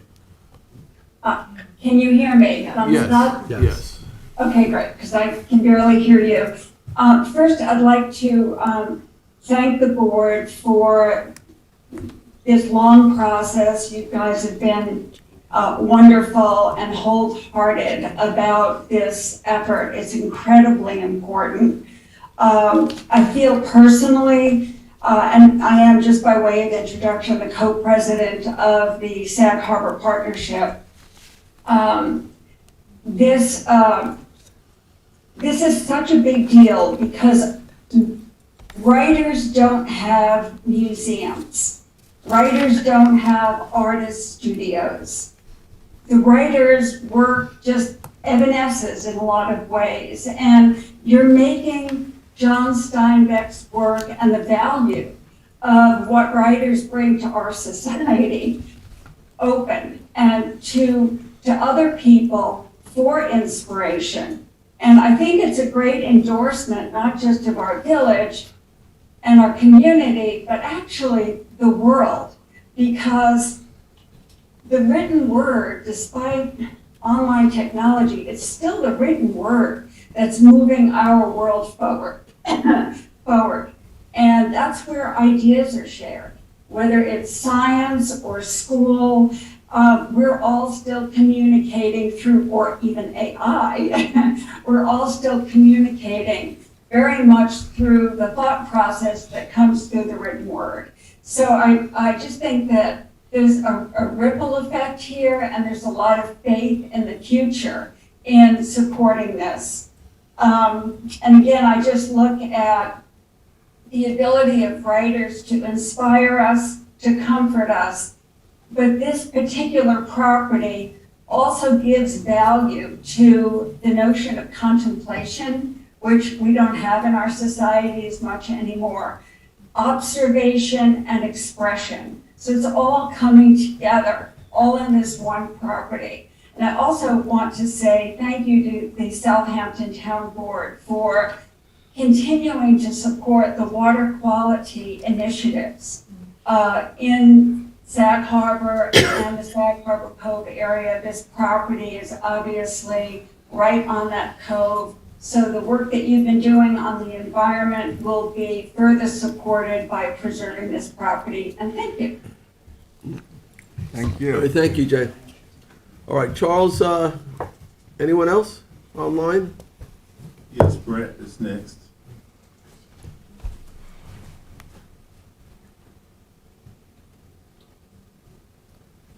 All right, Brett, give us a second to get you on our screen. We need a last name as well, please. Thank you. So that was Jane Young, obviously, and this is Brett Johnson from the Mishner Center. Good afternoon, everyone. Can you hear me? Yes. It's so good to see so many friends that I've met over this process, and to hear so many new voices. I want to thank the council for hearing everybody and for inviting UT and the Mishner Center to participate in this. It's a once in a lifetime gift that you have the potential to give readers, writers, and the community. I'm the director of the Mishner Center for Writers. I'm coming to you from dreary Austin, Texas right now. And rather than talking about the Mishner Center, I want to continue talking about Steinbeck. As has been mentioned a couple of times, one of the things that John Steinbeck did when he won the Pulitzer Prize for The Grapes of Wrath is he got a prize check of $1,000. And he handed that check over to an aspiring novelist to support that novelist finishing his book. It turns out that $1,000 wasn't enough to finish the book. So when that writer needed more support, John Steinbeck gave that writer use of the house.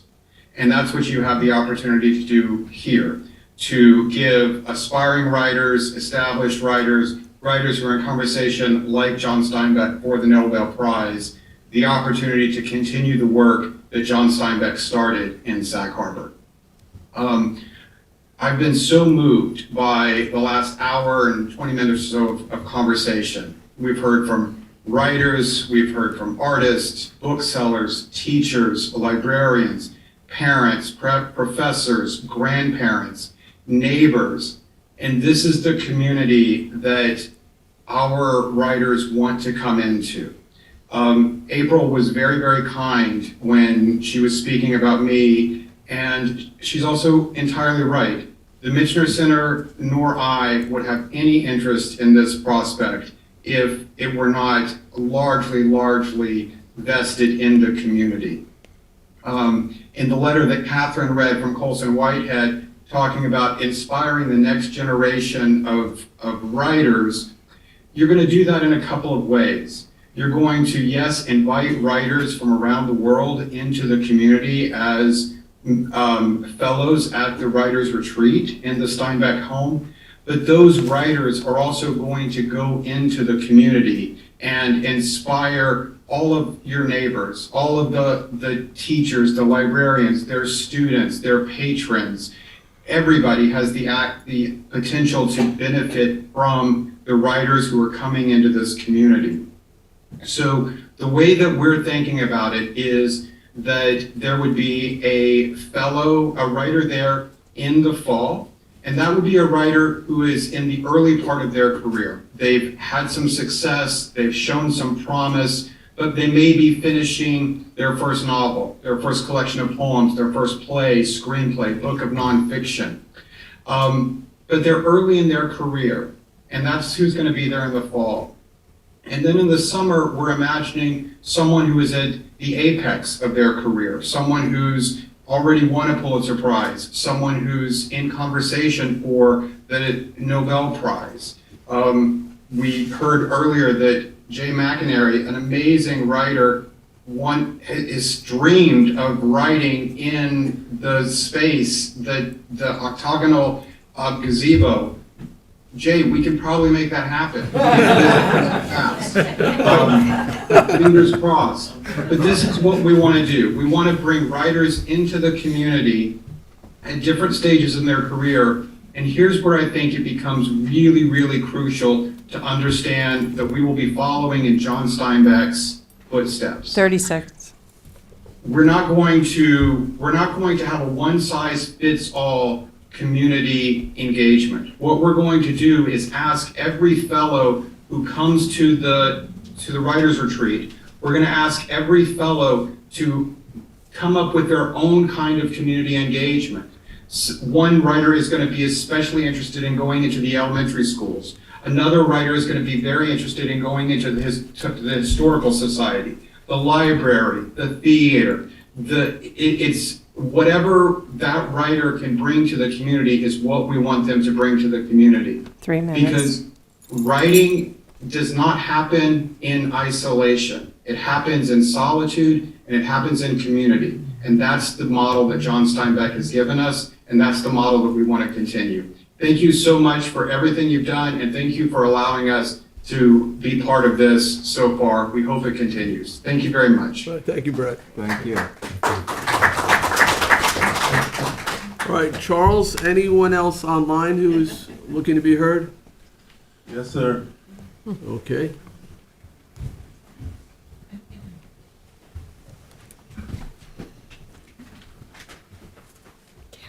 This is the benefit and the drawback for hybrid meetings.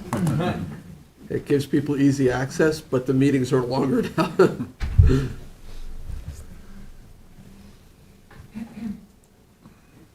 And sometimes there are technical issues.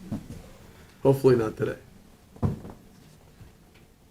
Can you hear me? Sometimes.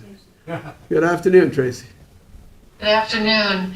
And I too want to thank, I'm Tracy Mitchell. I want to thank all of you for such an incredible group, both the panelists and the board, for working so hard on this project. I have never been so impressed as I have been by the number of people that came together to work towards this as a community. Many of you know me as the executive director of the Bay Street Theater, and I will say that to that, I want to echo something that Catherine Swoka said, which was that Elaine Steinbeck was on the original board of the Bay Street Theater, on the board of trustees. She played a very large role, not as a stage manager, but as a trustee and community supporter of Bay Street. Now I'm taking my Bay Street hat off, and as an individual, I live on Bluff Point Road. My home looks out onto the Steinbeck property, and I have also stayed at the property. My family and I were able to live there for about 8 weeks one year after Jean Boone was no longer coming out. Jean was Elaine's sister, who I had the privilege of knowing. And we have known members of the family as well since they've owned the property. I would just like to say that I was very concerned because as a homeowner, one worries. We bought on a private lane on an area that is a cul-de-sac, and so one worried about that. But I have to say I've come around fully, and I'm in complete support of this as a neighbor. And I think that, as Luke Babcock said, I think you have the full support of the neighborhood. And I want to commend everybody for working on this, and I thank you. Thank you. Thank you, Tracy. All right, next. Rex is next. Rex, we see you. Hopefully we can hear you. Can you hear me now? Yes, we can. Okay, great. Needless to say, I'm at awe. I was never a writer. I was an economics major and went to law school, but I am absolutely overwhelmed by everything I've heard today. I'm the current president of the University of Texas Foundation. Bit of background, the foundation was created in 1967 to be a facilitator for donors who want to give assets or gifts to one of the various institutions within the UT system. It ranges anywhere from MD Anderson Cancer Research in Houston to the University of Texas at Austin, to McDonald Observatory out in West Texas. So we're a very diverse group as far as the gifts and the sponsors that we deal with. We are extremely excited to be part of this transaction. The foundation will enter into a long-term, it's proposed that the foundation will enter into a long-term lease for the Steinbeck property and will work with UT Austin to establish the Writers Retreat, which Brett has already described. My talk will be very short. Just, we understand that we are your guests. We are in your community, and we will be humble and hopefully worthy stewards of the assets that you entrust to us. And that's it. All right, thank you, Rex. Thank you.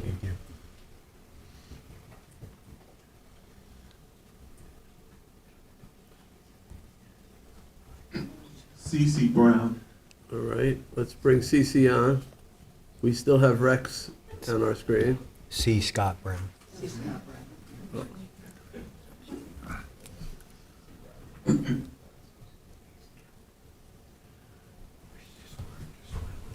you hear me? We can. Thanks. Thank you all for the opportunity. I live immediately to the east of the Steinbeck property, and Elaine and I were quite friendly over the last few years of her life there. I have to say that my husband and I are extremely supportive of this and think that this would be an amazing, amazing thing for Sag Harbor and for the state of New York.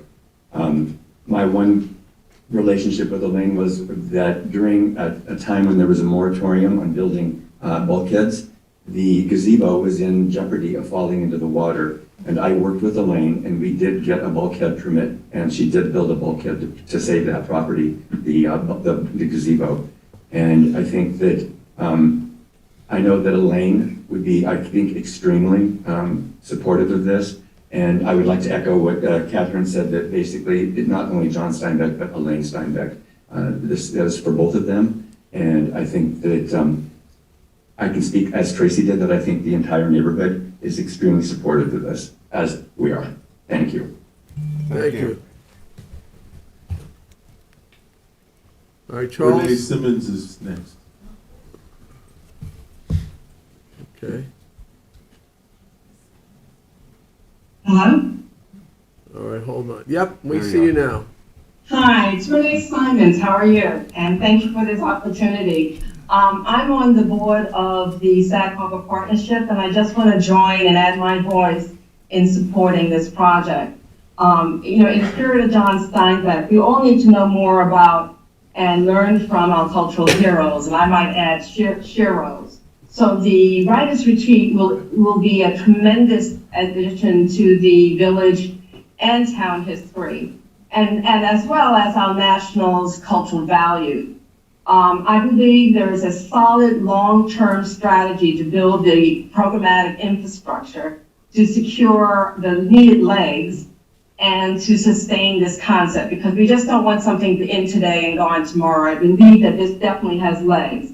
And of course, the icing on the cake is the fact that this will be preserved as a property of historic significance and be a historic landmark, I hope. With that said, I just want to add my thank you to you and for the vision and commitment that you have shown. So I just want to be brief, but I wanted to make sure I made that point. Thank you. All right, thank you, Renee. That is it. All right, so back to our audience. Is there anyone who didn't fill out a card, has not spoken, but wishes to be heard at this juncture? And Catherine, you wanted to be heard a second time? I think I'll afford this only to you, so, because I do want to finish up here. I'll be brief, and thank you, I appreciate that. A couple of points. C. Scott Brown, the name of his home is East of Eden. Just a little bit, okay, got that, right? It just might be a Steinbeck fan. And everybody has been talking about this gazebo. It's called Joyous Guard. I think as a bookseller, I have to make everybody know that that's the proper name, Joyous Guard. I'm here because I've asked a number of people to write letters, which I will be submitting. I have letters from Catherine Creedon, I'm not going to read them all, the Director Emerita of the Jean Germain Library. I have letters from the writers Ursula Heggie and Julie Sheehan. Julie is a English professor at the local college. I have a letter from Tom House, who is a English teacher at Bridgehampton High School. And I have letters from Helen Harrison, the director of the Paula Krausner House.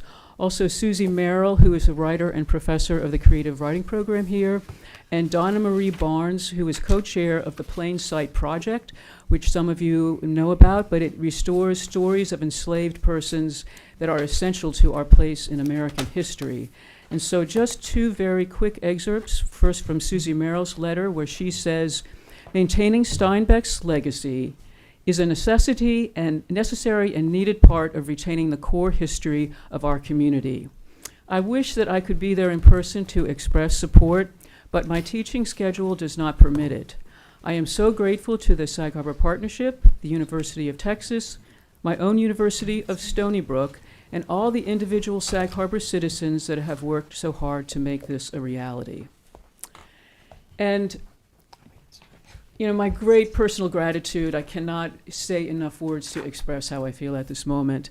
But I want to close with Donna Marie Barnes, who grew up in Sag Harbor in the Sands neighborhood and now lives in Nineveh. And she writes in her letter, "One summer day, when I was very young, 6 or 7 years old, so 1961 or 62 approximately, my dad took me to town for an ice cream from Paradise. Those of us old enough will remember that Paradise had the very best homemade ice cream. Standing on line for the ice cream window, I noticed my dad staring at a white man ahead of us on line. The look on my father's face was one I had never seen before. He was awestruck. But at the time, I had no idea of that word or its meaning. I just knew something was happening to my father that was out of the norm. The man got his cone and turned to leave, and my father's gaze followed him. As we left Paradise with our cones, we saw the man again on the sidewalk, and my father smiled at him. Watching all of this, I asked, 'Who is that?' And my dad answered, 'That's the greatest living American author, John Steinbeck, and one day when you're older, you'll read all of his books. He's a terrific writer.' My father was a big reader, and talking about books was a major conversation in our home, so I knew that for him to react in this way was something very, very special. From that day on, I would notice the man when I saw him in the village. I recognized him because he always seemed to have the same clothes on. I'd see him wearing, at Paradise, green khaki pants, a wrinkly button-down shirt. I'd see him in the glimpses kids get of the dark interior of the Black Buoy Bar, or marching in the Firemen's Parade down Main Street. My dad told me he was special, and I saw him as that, but also as someone who loved Sag Harbor and ice cream cones from Paradise." 30 seconds. Thank you. Thank you. All right. Susan, could I ask you back for a moment? So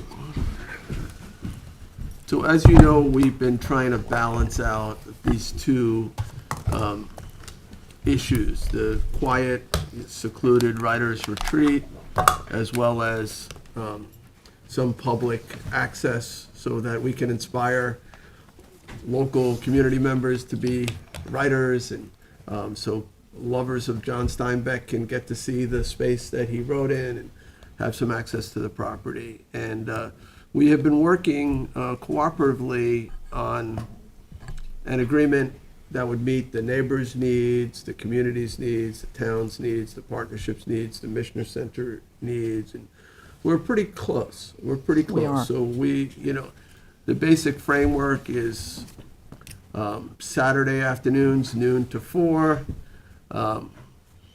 most of the year, by appointment only, 10 people at a time. Relatively easy to get an appointment through the internet or whatever, through the website.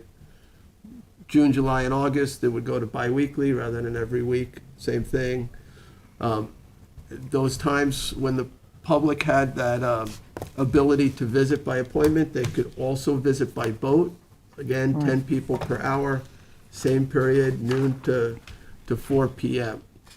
One of the ideas that Councilman Martell had, which was found to be acceptable, was also a once-a-year writers' workshop for local students, 2 from each high school on a selected basis from those high schools. And though all the details of that, whether it's a seminar, that hasn't all been worked out. And then there were the 3 holiday open houses, Memorial Day, Labor Day, and Columbus Day. And we haven't exactly figured out how we manage the property during those times because the property doesn't have parking, very little. It can't handle, and the neighborhood can't really handle throngs of people coming to the property, so that would have to be some sort of by reservation. And we understand that, we just haven't figured out the details on that either. And then the one issue that seemed to be still up in the air had to do with the winter months when there wouldn't be writers in residence, but maybe a time where the public could still visit the property. I think that the request that your organization had made was for it to be closed for those months. We are looking for some public access, and we're trying to figure, I don't know if we've arrived at any agreement there. I think this is within the next week. If we can get the parties on one, Zoom or phone call or something, I think it can be finished very quickly. So I'd like to give the public an opportunity to peruse whatever we come up with. No problem. And comment on that. And, it's a delicate balance. Sure. So, we want everybody to experience this property at the same time. We want to protect the historic resources there, and also create a contemplative place for the aspiring writers or maybe even the renowned writers to go and be able to write. So we've been working really hard on that balance, and I just, hopefully that we can come to a finality on this and then publish it for the public and then reconvene here. I hope we don't have to go through all of the testimony that we just did. I hope not too. If you spoke at this hearing, it still will be part of the record. You don't have to repeat yourself. It's not that you can't. New voices are certainly welcome. And so I think what we need to do is to recess this or adjourn it to another date. Hopefully work out this access agreement a week before that date to give the public some time to look at it. If we don't give them ample time, we're going to end up having to adjourn it again. So I know it's not in the interest of anyone to delay this. So. I think we like deadlines. So why don't we say that we'll have something to you no later than Monday of next week? Would that give you enough time? Because we'd like to be on the next hearing. Well, then we have to review it and get back to you too. Well, then let's get something to you by Friday or Thursday. We don't have Thursday is better. Okay. Just know that the neighborhood is a party to all of this. We've been working with them, and we'll do our darndest to get it to you by Thursday afternoon. My plan was to keep the public hearing open, well, if I could, for 2 weeks. And to revisit it. I understand rather that. than adjourning. I get it. So you want it Thursday if we can have morning? it by Thursday at noon, Okay. because we can then go into executive session on Thursday. Hopefully, we agree. At that point, we can release it to the public for their review.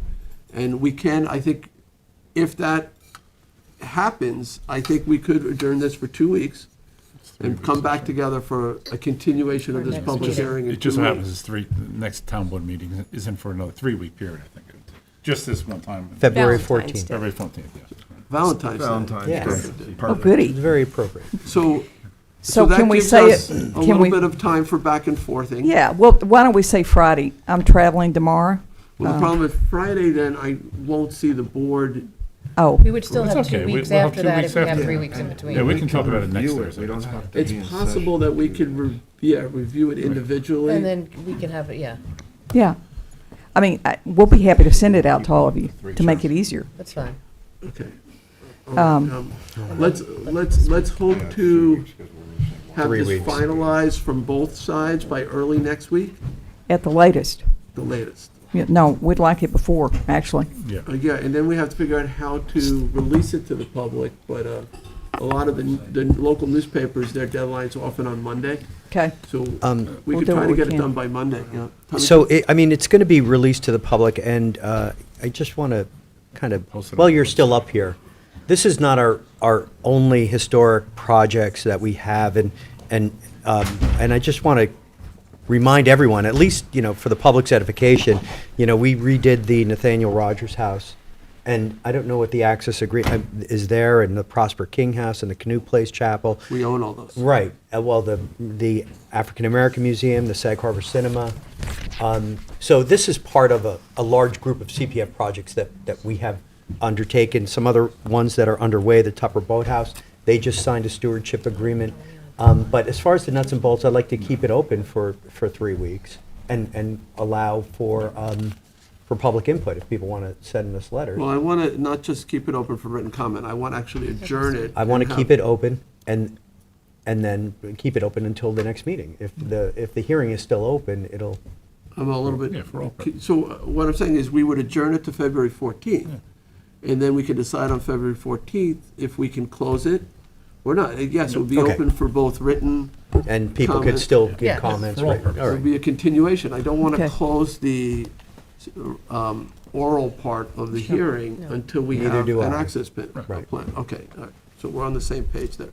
So that is my motion then, is to adjourn the public hearing to February 14th with the hope that we can release an access plan sometime early next week and give the public plenty of time to review it. I think Luke Babcock is still here from the neighborhood, and he can help us organize this, and Tommy John has in the past, so we'll turn it around as quickly as we can. Right, if. We just want to if- bring you something that's got support to it. It's Right, not if just we're the not able partnership. to arrive at that, it could lead to additional delay, is all I'm saying. Yeah, we don't want the additional delay. We have donors that are so anxious that, And you also have a seller. I mean. we have a if- seller, and the seller's message is, he wants this done right. He wants UT to be the steward of it. He trusts us now, so he'll give us some flexibility if we have to have it. Okay, that's Okay. good. Okay, But so we want I'm it done. making Do it. a motion to adjourn till February 14th. What is that a afternoon meeting? or It's- is it It's an afternoon, 1 o'clock meeting. 1 o'clock here at Town Hall, hybrid as well, so you can watch it or participate online. Okay, so I've made a motion. Is there a second? Yeah, I'll second it. Seconded by Councilman Schiavone. All in favor? Aye. Aye. Okay, thank you all. We just ask that you exit quietly so we can continue on. We have a lot of other business. All right, Madam Clerk, would you read the third public hearing notice? Public hearing number 3, to consider amending Chapter 19-5 entitled Public Safety Commission Powers and Duties in order to update administrative titles. All right, Jim, who's introducing this? I believe it's Sean. Let me just see if. You did you? And I saw him lurking around the hallway before. But All right. so- Lurking. let me just lurking. I'll see if I can. Worse than an attorney. All right, we're gonna, if everybody could exit relatively quickly here. We're still in We have a session. long agenda ahead of us. Thank you all. Thanks for coming out today.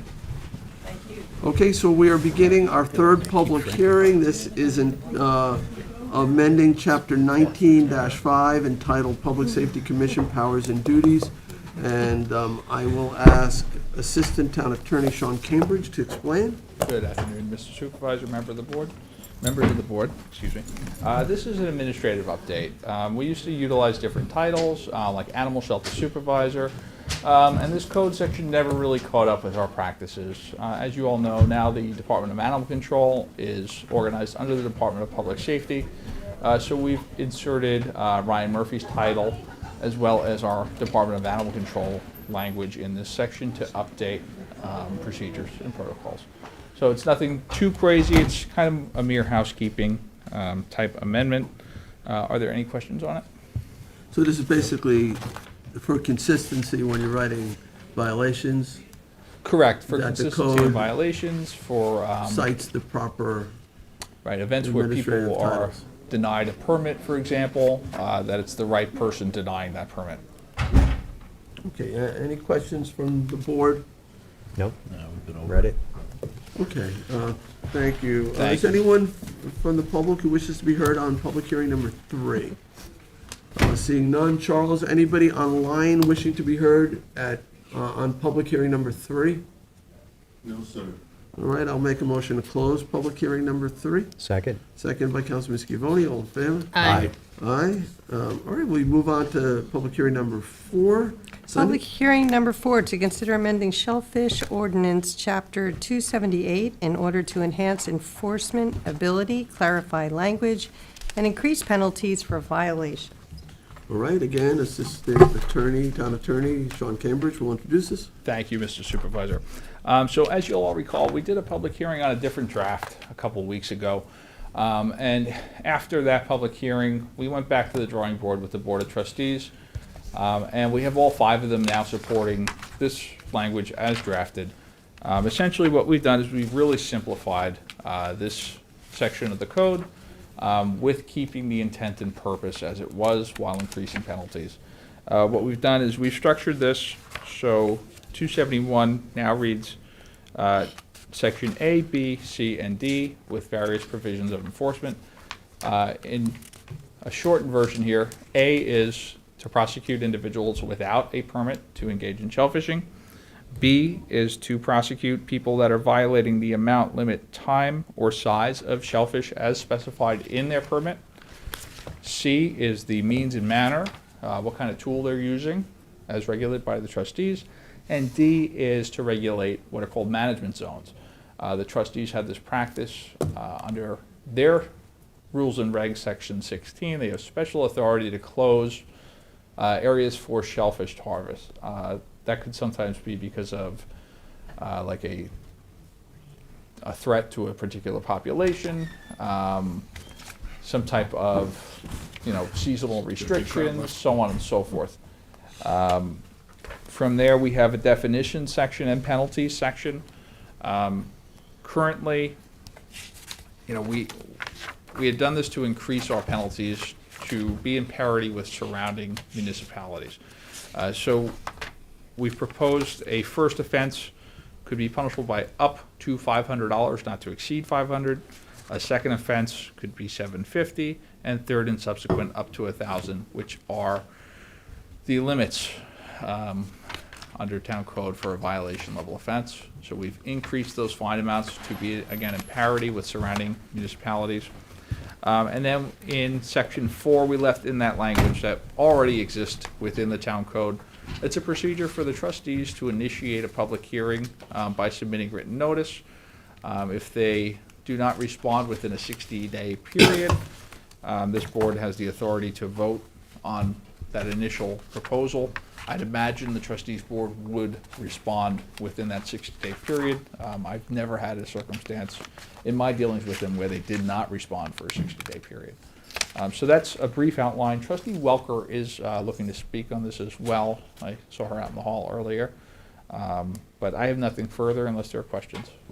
I think I have questions. So it's always a challenge trying to figure out the two jurisdictions. I understand that this is a town code that allows our town employees, peace officers, bay constables, harbor masters type, police, whatever it might be, to enforce the town code. But underlying this is actually the trustee blue book in their rules for shellfish collection.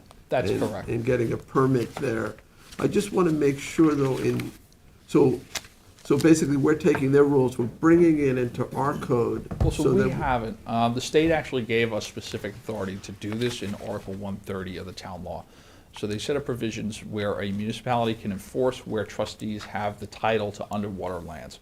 So we're relying on that provision to enforce these rules that ordinarily would be outside of the scope of a town or village function. Article 130 explicitly gives us the authority to enforce in this manner. Right, and I understand it. So we have to sort of then state it all, that you have to have a trustee permit, et cetera. Correct. the one thing I'm just a little bit not fully clear on, in terms of making amendments to this, this requires us to basically reach out to the trustees and get their opinion, Correct. but not their expressed approval. Is that correct? That is correct, Mr. Supervisor. Okay, because we might want to change it and they may disagree. That is entirely possible. We still have the absolute right, though, to change it. That's right? correct. Okay. We have tried to structure this in a way where the trustees are not coming to you for essentially what we think of day-to-day changes. So rules and regulations, limits, tools, timeframes are all for the trustees to regulate. These are the enforcement mechanisms. So if the town board decides, hey, we're not going to regulate the tools, you're in the right to do so. We need to initiate that process and get a written comment from the trustees. But that's, I just want to make sure that flexible. we did not have our hands tied in terms of amending our own laws by requiring somehow their approval to change our law. Right. You do not require the trustees' approval. We just put in a mechanism for the trustees to initiate a public hearing here. So it gives a mechanism that... It says the town board shall not amend this chapter without obtaining a prior written expression of the trustees of the freeholders of commonalty regarding the proposed amendment. Right. Article... But it also says if they don't give it to us, we can also, we can take it as sort of a tacit approval. But even if they do give us their comments and they disagree with the way we want to change it, we're not precluded from making those changes. Right, you just need a writing. Article 130 of the town law requires this board to obtain a written expression from that board. You don't have to agree, you just need But to if we don't obtain- get it, if we've asked for it and we don't get it, we can still act. Right, that's why we have this default clause essentially with the 60-day time period written in here. Okay. All right, any other questions for Sean? Trustee Welker, I see you've entered the room. Did you want to comment on this, these amendments to the Chapter 278 Shellfish Ordinance? That was good timing. Good afternoon, everyone. thought you were Thank waiting you for outside the, the oh, door. no. No. Thank you for the opportunity to speak. Ann Welker on behalf of Southampton Town Trustees. First of all, thank you for your interest in this and acting to increase the fees for the shellfish and also to increase the enforcement. The one point I wanted to make was that, and I'm speaking not only on behalf of the board, but also on behalf of the residents in the Mecox Bay area.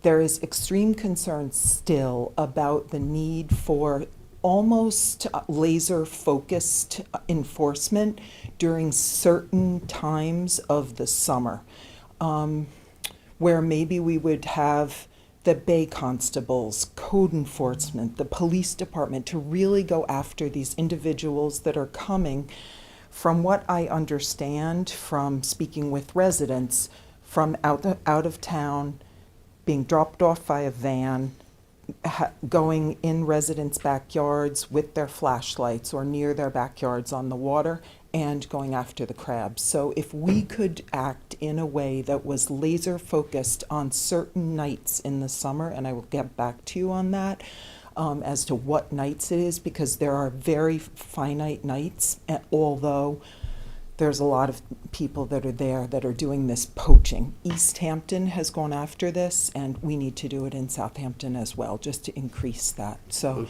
looking forward to that. But again, thank you for your work on the fees and on the enforcement, and thank you. Could I just ask you a question on that? Is that, why are there specific times? Is that lunar cycle or something? It's when, it's when the okay. crabs, it's like when the fish are running, the crabs are running. I just don't have those with me, but I can get them. And I did have this conversation, and I think everybody is on board and willing to work together. Yeah.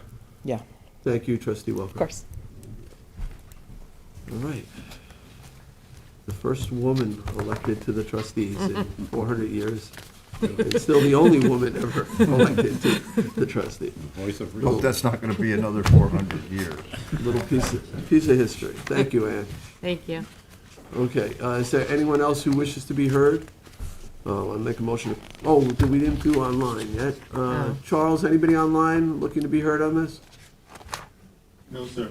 All right, I'll make a motion to close the public hearing. Second? Seconded by Councilwoman McNamara. All in favor? Aye. Aye. Okay. Madam Clerk, the fifth public hearing notice. Public hearing number 5, to consider local law to amend 312-9 of the Southampton Town Code to make intersection of Squires Avenue and Jones Road in East Quogue a 4-way stop. All right, Assistant Town Attorney Sean Cambridge will introduce us. Thank you, Mr. Supervisor. The title really is the crux of this. Our highway superintendent brought this to the board. He specifically has articulated he believes this is a dangerous intersection. He said there are 2 elementary school bus stops on either side, so he is looking for this change to be implemented if possible. Yeah, I've been through this intersection. I think this makes an awful lot of sense. It's not but, your standard four-way, it's offset, makes total sense. I don't know if we've heard from community members, but hopefully this I is... actually brought this to the CAC, and we actually have a member of CAC that lives on this road. They wholeheartedly support this. That's my, Good. my feeling from the western part of the town, Yeah. absolutely. I see the town engineer is here. Tom, did you want to weigh in on this at all, or no? I was here for number 6. Okay, And thank as you. the mother of a kid that regularly goes through this intersection, Yeah. I'm very happy for this. Okay, It is on for adoption too, I believe. Yeah, it's kind of a no-brainer to me. so, no, it does make sense. And Tom, you did review this, correct? I have not had a chance to due to my schedule. Okay. You busy? Have the police reviewed it?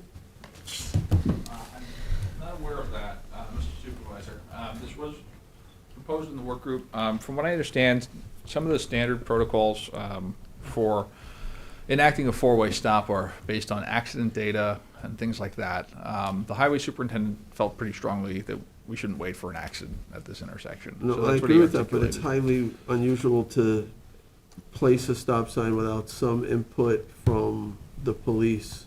I do understand that. That's just not typical, so, as long as they didn't have any objection, but I think because that would be internal, I think we could close the hearing, but I don't know that we should vote until we just get a confirmation from the police department that they concur. If I'm not mistaken, I believe we scheduled the reso of adoption for your next meeting on this. So we Okay. have some time. Yeah, so we can get written comment in the meantime. Absolutely. Okay. Yeah, I mean, we could leave the record open for written comment for a week. That as makes well. sense. Yeah, we'll reach out with them today. We'll talk with PD today. Yeah, because Yeah, I mean, that I would give thought this Tom a had been chance to look at discussed it, once too. before when Tom's Chief schedule's opening Janicki up was here. anytime and soon. it had been discussed. Yeah, I don't suspect there'll be any problems with it, so, all right, thank you. Is, anyone wishing to be heard on this? No, Charles, anyone online? No, sir. No, okay, so, I'll make a motion to close the hearing, but leave the written record open for 1 week Second that. for comment, and, seconded by Councilman Martell. Do you want me to reach out to, Chief Kiernan, or who's the sponsor of this? We can reach one of us, Cindy or I can do it. Cindy? Sure, I'll do You it. wanna do it? Okay, so I'd like that information before we vote. Okay, all in favor? Aye. Aye. Aye. Okay. Okay, we'll move on to the sixth public hearing. Madam Clerk? Public hearing number 6, to consider local law to amend TO 312, parking prohibited in designated locations on a portion of County Road 80, East Montauk Highway, Hampton Bays, in order to provide National Grid unencumbered access to the manhole covers in order to maintain and operate the gas main pressure regulator system. Okay, thank you, Sunday, and our town engineer, Tom Houghton, will introduce us. So I apologize for the long title, but as you may be aware, National Grid recently installed a new end of main regulator station. It's in addition to the one that was on the corner of Old Riverhead Road. They reached out to me because basically this is a critical piece of infrastructure. They have a number of manhole covers within the shoulder of the road that they require unimpeded access to, honestly, at any point in time in case there's an issue to this gas main. As such, they reached out to Suffolk County, since this is Montauk Highway County Road. Bob Hillman has voiced no objection to these regulations, but did say that the town is required to weigh in and amend their code accordingly. From there, we looked at Chapter 312. We looked at the distance from the intersection with Old Riverhead Road that would be required in order to provide this access, and it's approximately 190 feet from the projected edge of Old Riverhead to the west. There was a previous fire hydrant on the western end of this section of road, so we're only going about 20 feet past that previous fire hydrant. So right now, parking is permitted in this area? According to the code, parking is permitted, but National Grid has left their cones in place in order to deter parking from this location. But this would make that section parking prohibited? Yes. Yeah, so to give them unfettered access to their manhole cover? Yeah, the last thing they need is a vehicle parked on top of a manhole that they need access to shut off the gas main. So there are businesses in that area? Yes, correct? opposite. On the opposite side of the street, but when I drive through there, there's usually tons of cars parked on the north side Yes. of the road. So So are we losing public parking? We're going to lose about 5 parking spaces on that north shoulder. I went back in time, looked at some Google Street Views. The most cars that I was able to see between the fire hydrant and the corner were 5. All right, so potentially 5 parking spaces. Yes. Is that going to have a negative impact on any of the businesses? It may, but we have basically a dead-end single-feed station from National Grid that is in place. It's commissioned, it's operating, and they need to be able to have access to it. I have 2 representatives from National Grid on Zoom, if you'd like them to Okay. speak a little bit more to the urgency All of. right, well, first, let's see, we have any other questions for Tom? Yeah, so in reality, if the fire hydrant's out of there, you're actually eliminating 10 or 11 spots. Well, the fire hydrant was removed as part of this infrastructure project, so that they just capped the main at that portion. So we have the 5 spots previous to the fire hydrant, another 2 spots potentially in front of the fire hydrant, and then a 3rd spot past the fire hydrant. So we're looking at about 8 spots, one could say. How often do they need to access those? It's not a matter of how often, but if, is what I've been told. So, did Mr. Hillman have any suggestions on how to protect those manhole covers so they are fully accessible? Or he's just saying we need to put in no parking and they have no problems with it? He did not. He said no parking was fine, and we're looking at doing some cross hatching. Okay, so there's no weight issue or anything that? No, they they're parked on? they're all traffic bearing. You can drive on them. All that. It's literally the access issue.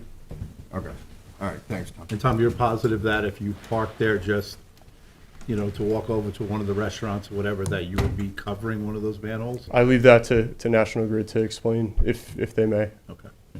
I've been told that they need access, and if someone parks there and they walk to the restaurant or they walk down the street, what if they don't come back? Now we have a vehicle blocking that, so it's a Well, I a think lot it's of a ifs. safety issue too. Yeah. If they can't get access to that and there's a leak someplace else from there, it can be an issue. So Correct. I don't think we really have any choice in the matter. We need to How many, protect those covers so they can get access. how many covers are there in that stretch?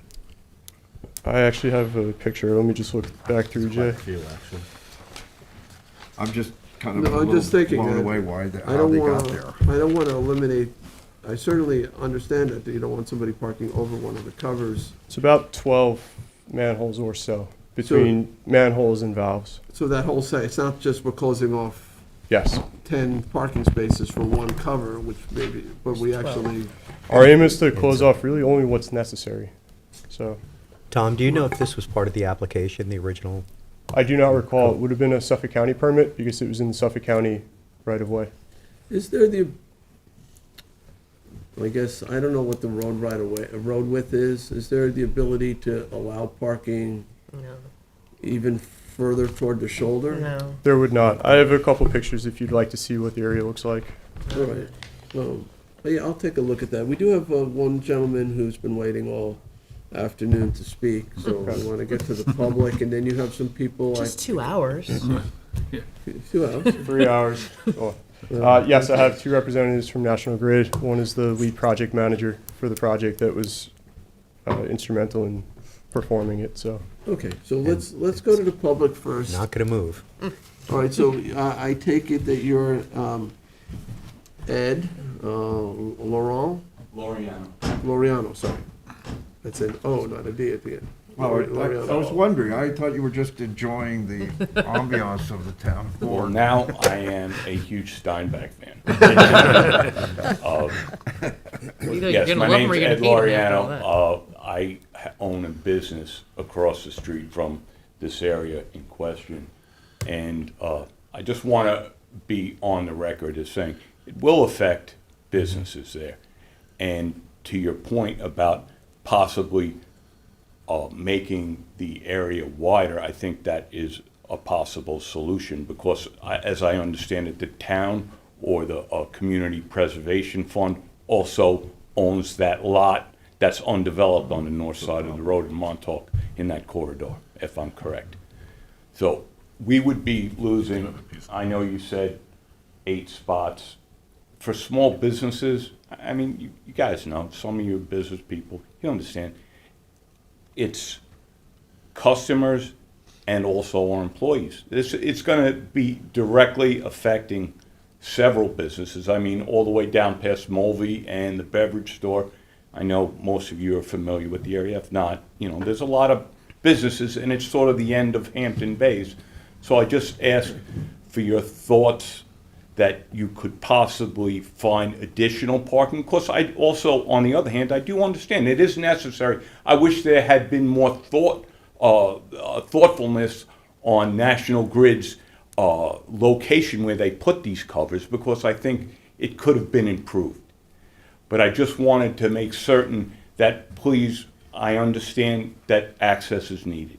But I also understand that there's a lot of businesses that this will affect. And I ask for your thoughtfulness in when you approve or disapprove, or the length of the area in which this parking is needed. And thank you very much. It's a pretty wide right-of-way there. It is. Right? It's It a is. very large road. It is, yes, it is. Tom, perhaps we could look at diagonal parking where it exists, or on the other side, and that may or may not be.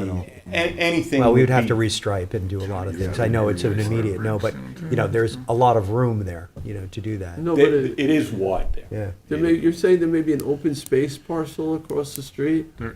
We do have at least one property Yeah, a on the little corner of west Old of Riverhead and this Montauk. area, right? Because Yeah, we CPF. are permitted on CPF properties to create parking, small lots for people Right, to it could be. access those parks.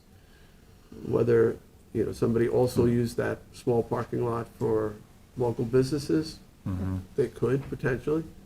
And I did ask Tom to look at the distance and make sure that that's what they need. So we did look at shortening it if possible.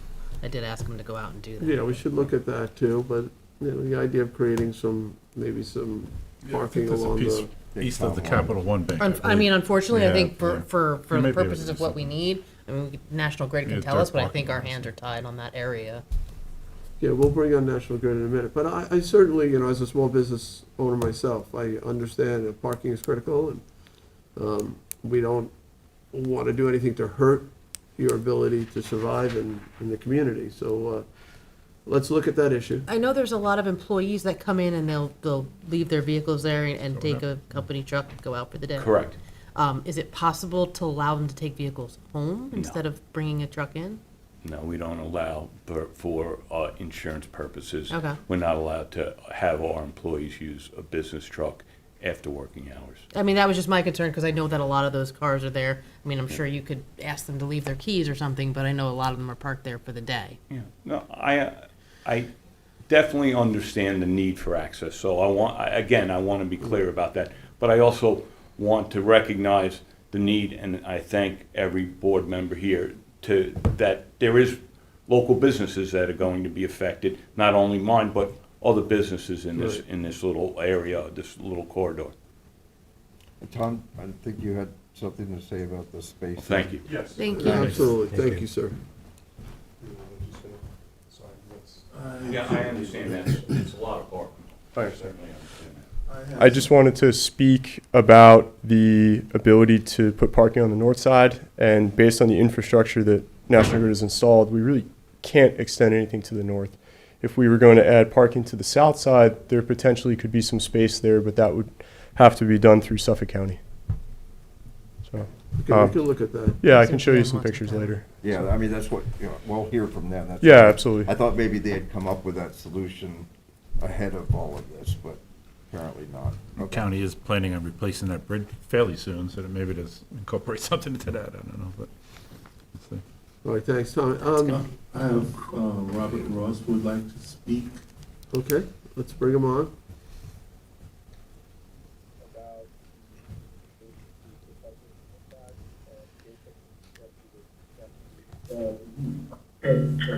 You can speak, Robert. I can't, Good afternoon, Congress members. Can you hear me? I Yes. can't see you, but I can hear you, Robert. It's a caller. You can hear me, that's good. So I'm calling in this afternoon as the president of the Squirewood Homeowners Association, which is located off of Old Riverhead Road and Montauk Highway. So as several of you know, we've been dealing with this project of National Grid for over a year.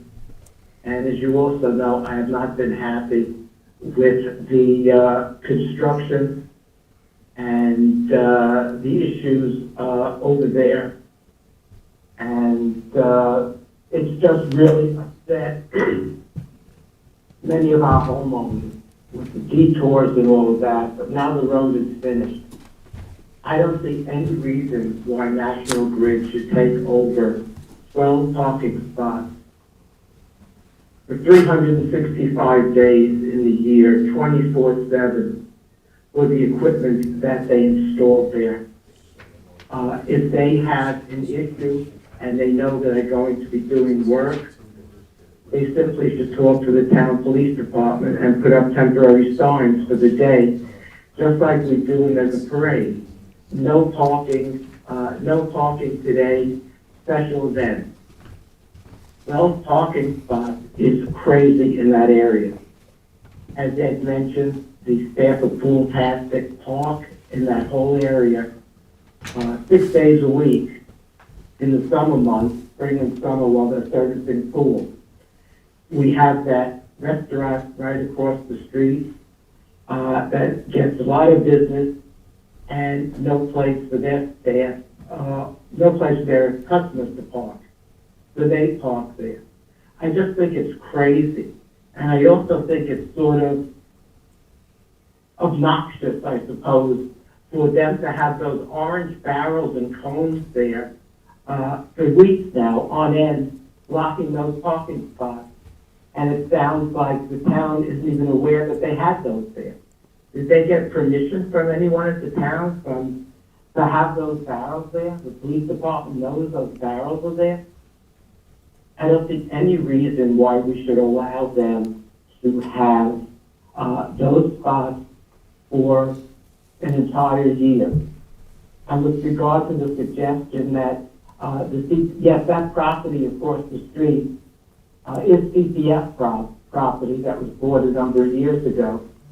So, you know, we can't turn that now into a parking lot, I don't believe, or extend the side of the road. And I'm also confused about something too. They say the manhole covers, to my knowledge, and I could be wrong, there's no manhole covers in the roadway. The manhole covers and their equipment is in the right-of-way, not in the roadway themselves. So I don't know what they're doing, and I hope that you vote against this and maybe have the county come in and come up with some accommodation, but not give up all these parking spots. Thank you. And there's no application. There's no application for this on record in the town. Thank you, Robert. Tom, I would imagine this would be in part for emergency access. I mean, God forbid they need to get at the You wanna gas. talk to National Grid? Absolutely. Yeah. And if we want to bring National Grid on, they can explain all of that in greater detail than I can. Sounds like Okay, we should. let's bring them on. Charles, Who else do you have online? I have National Grid on. All right, let's bring them on. We need to get out the valve. Just Yeah. National Grid. No names, please. Yeah.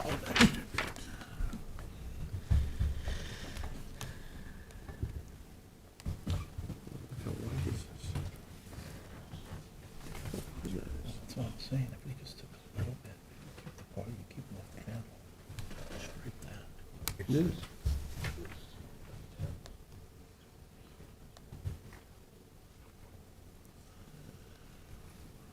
While we bring them up, Tom, I'm just looking at this one picture, there's a very wide shoulder there. It looks like it's 3 car widths wide. It's not, it's about a little more than one car with one, it's a standard shoulder. No, it's pretty wide, it's, the fog line is pretty far into the. Yeah, take a look at that. Oh, this is, video. this is old, this is from 3 years ago, prior to the project. Oh, that's not what it looks like today? No.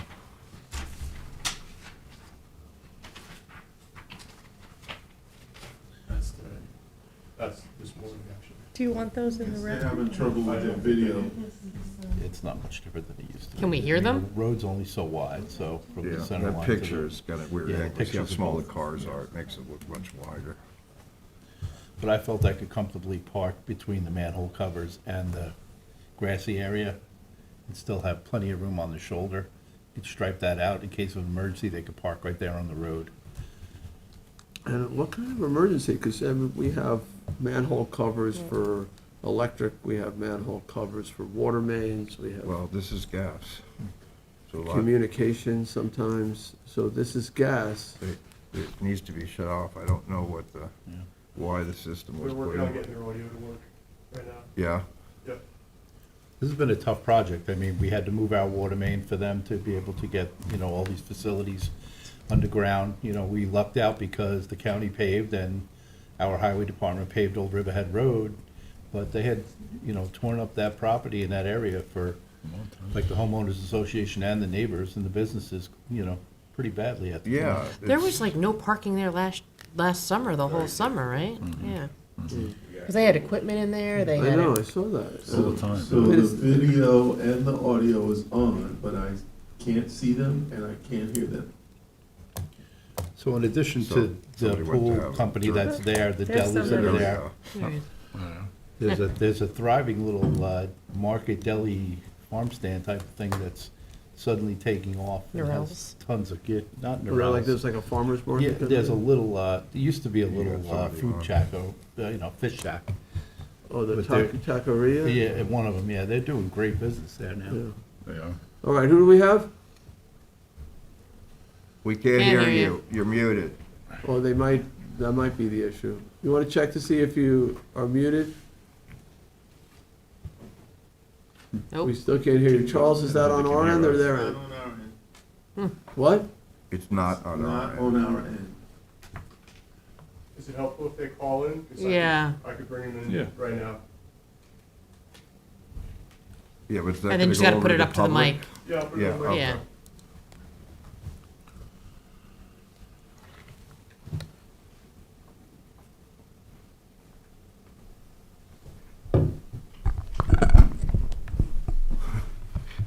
So can you hear us? No, you can't. Yes, I can hear you guys. There you go. Yeah. Okay, Yep, we we can got hear you. you Go now. ahead. Okay. Now you have to hang the phone up. All right. Great. Okay, well, thank you everyone for your time. I'm Spiro Petratos, I'm the project manager for National Grid.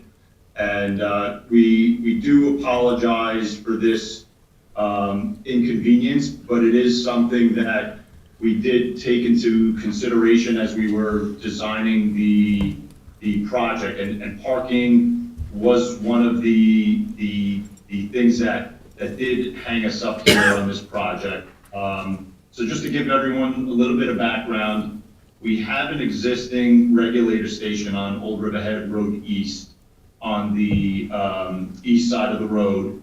That station is basically out of its capacity at this point. So we needed to build a new regulator station that could handle, a heavier demand for the area.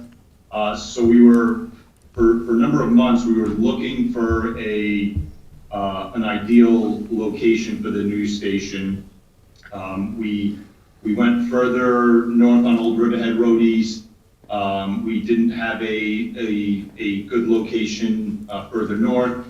We were looking on the west side of Old Riverhead Road East across from the existing station, but we have overhead lines there from PSC&G. We had actually reached out to PSC&G to see if we can take a temporary outage on their power lines for us to install the vaults on that side of the street. And for whatever reason, that area is also a single feed area for PSC&G. So they were not willing to, give us an outage and, for us to do this work under their power lines. So then finally, we were looking on Montauk Highway in the wide shoulder, that we're discussing today. We did have initial conversations with Suffolk County on this location. We did mention, we discussed the impact to parking in this area, and we know it's a busy area, it's a commercial area, and we are sensitive to the businesses there. They did support no parking in that area. But what we also tried to do, and I think some of the board members were alluding to this, because it's a wide shoulder, we tried to shift the manholes closer to the roadway to potentially be able to, have cars, still use that area.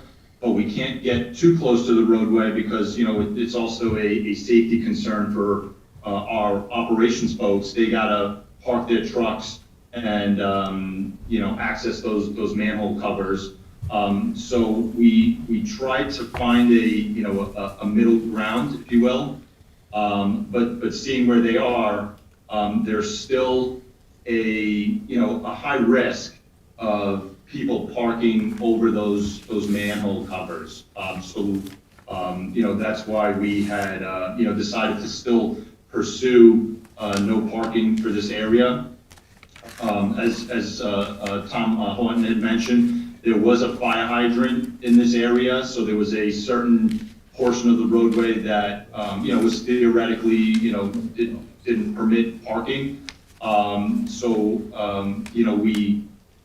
We expanded, upon that to encompass our reg station. But I do, for whatever it's worth, want to assure folks that it's not something we just went in and did and are now asking for, forgiveness after the fact. It was something that we were in discussions with the county and the town, and something we took into consideration when we were designing and building the station. And this station is a critical, it's a critical station. All of our stations are critical. This one is especially critical, again, because it's a single fed area. So this area isn't, backfed from another station. So if this station goes out, we have an outage on our hands. So it's a particularly sensitive station. So it's one that, we didn't want to, have a risk of not being able to access the equipment in a timely manner. So can I ask you a question? How often do you expect to access those manhole covers, or is it on an as needed basis? So I'd have to talk to our operational folks. So there's two scenarios. They have, regular maintenance where they do their annual checks. I'd have to check when that is. It may be, a couple of times a year. But the scenario that we're most concerned about is an emergency scenario where we have to, it's not something that's planned, that we have to access the equipment at that station. Okay. And my other question is, I'm just becoming aware of this, and I'm sure this application was made before I was in office, and I'm just and I know there's, Tom, I don't know if there's anybody here from the county or not, but do you have that original plan as it was proposed to the county that we've never seen? Yeah, I mean, I think we had calls. I'd probably have an email or something following up with our call, but we had reviewed this area with the county before we even designed it. So we had these discussions when we were in the stage of picking a location, and we struggled with this particular one because of the parking. And because, someone had mentioned the length of construction, our construction, according to our schedule, was on time, but it appeared to drag on because we also had a summer moratorium on Montauk Highway. So we had to do this work in stages. So it wasn't necessarily an ideal location for us as well.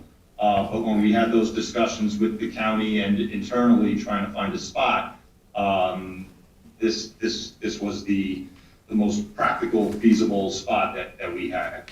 No, and I appreciate that. I'm just trying to find some information as to what discussions the county had with the town of Southampton and trying to resurrect some of that history there so I could understand, how we got to this place, because this is totally new to me. I'm just a little surprised that, if you have, whatever you have, if you could send that would be useful, if we could see that, so we can understand that.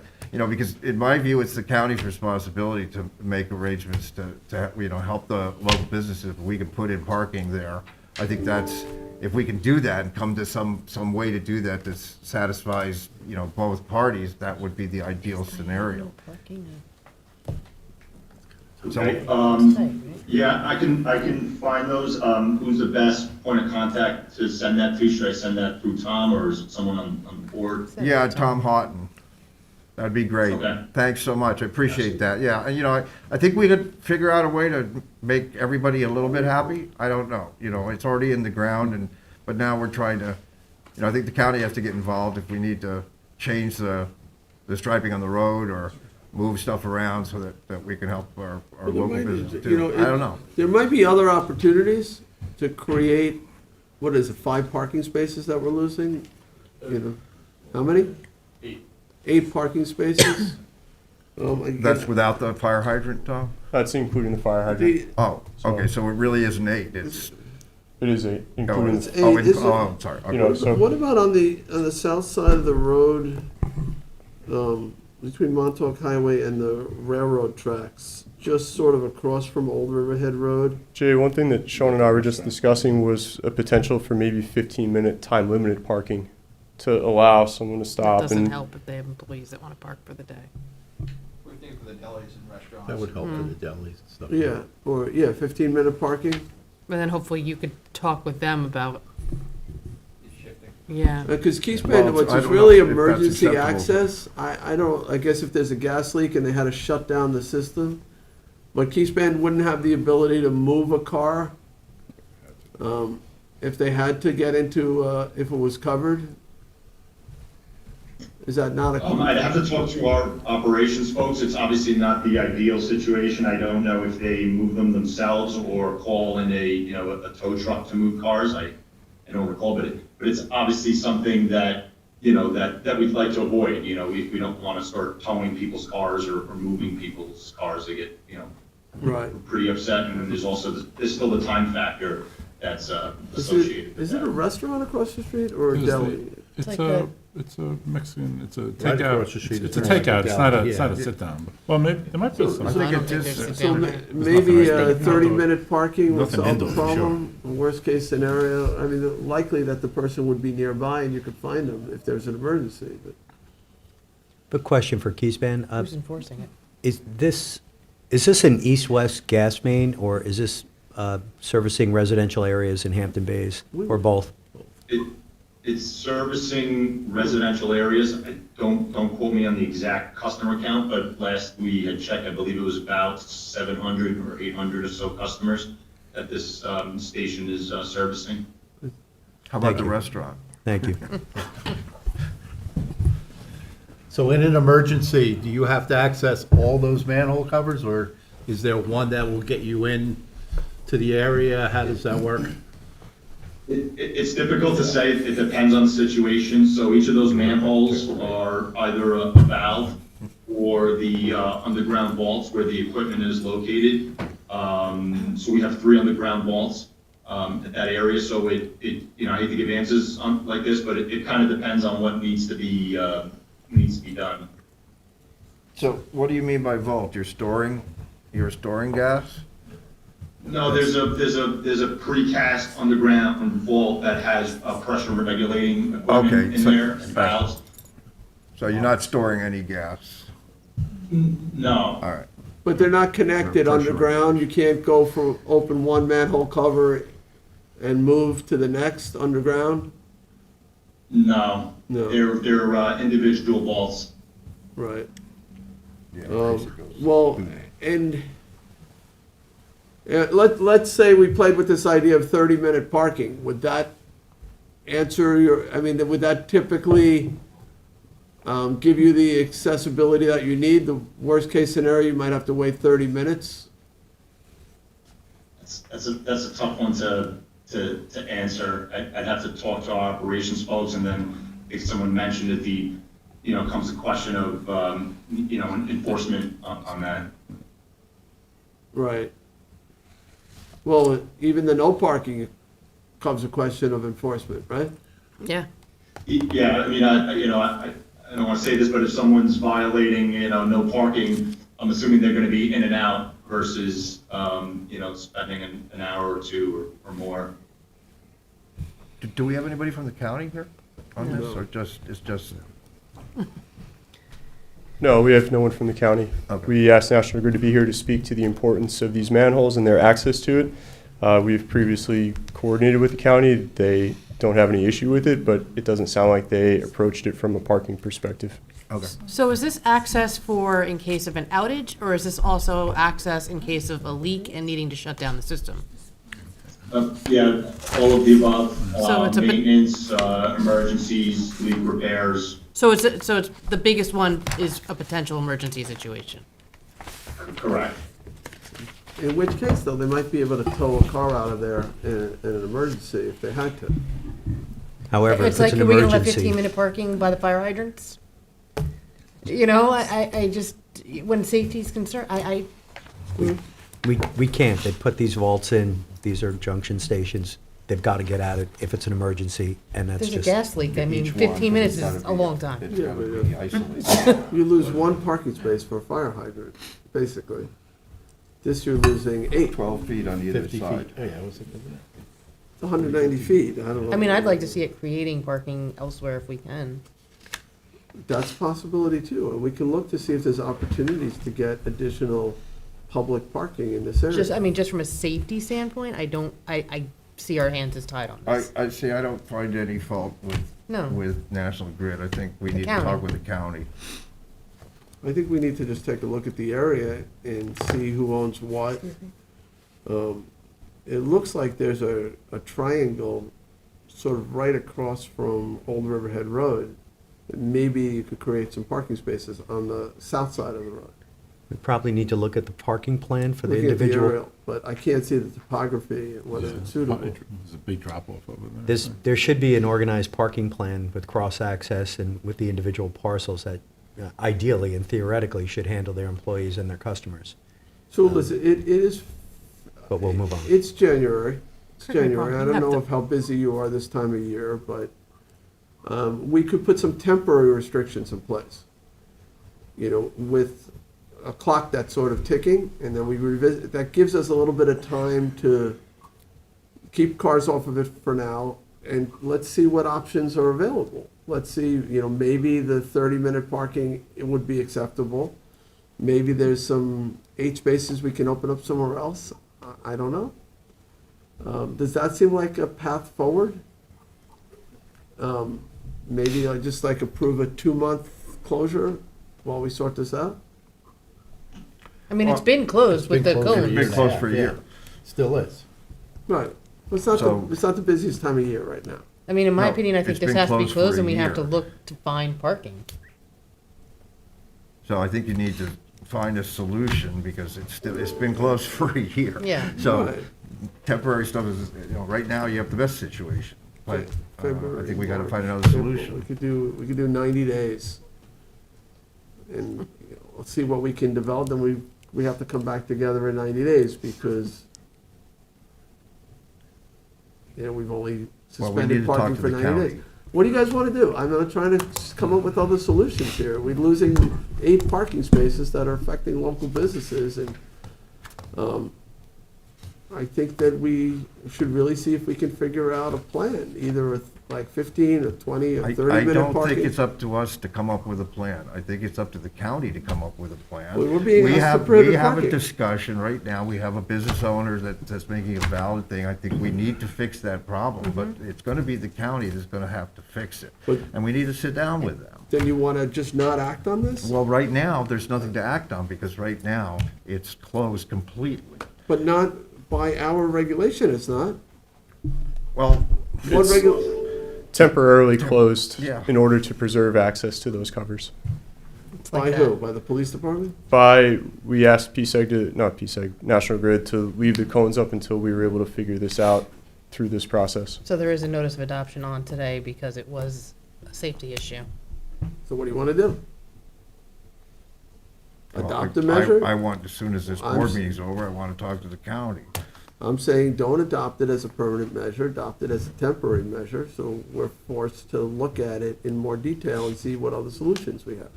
Is that going to require a new public hearing and notice of public hearing? I don't know. Jim? Counselor? If you're changing or there's a resolution Yeah, on there's a resolution to today. close it, not for 90 days, to close Well, it. We could But there's a amend it. resolution, but also to adopt the, Yes. Yes, there's the no resolution parking on in this today area. To adopt the prohibition. It was noticed for this purpose. We have a different section of the code for temporary restrictions. So I would suggest to the board that if we're gonna do something different than adopt this prohibition today, we renotice. Yeah. Yeah, I think if we're gonna I mean, change it from a temporarily, permanent to a that's temporary. fine, but permanently, I think we have some homework to do here. I agree. But do we realistically think that there's ever going to be parking on top of these manhole covers? No. No, and that's what I'm I think getting we at. I have- think It we need to just come up with, is we need to not gonna close happen. this and we need No, to come up with the other gentleman from Keyspan solutions. didn't rule that out. A 30-minute parking, 20-minute parking. I think he told you that if an emergency situation, 30 minutes could I don't think he potentially said not that. be a He good said he thing. needed to run it up the flagpole. I mean, for the consideration, I was speaking with Tom, and, each home and business has its own valve, so presumably if they're going to this one, there's already a broken valve and a considerable amount of gas building up somewhere. Just for your consideration.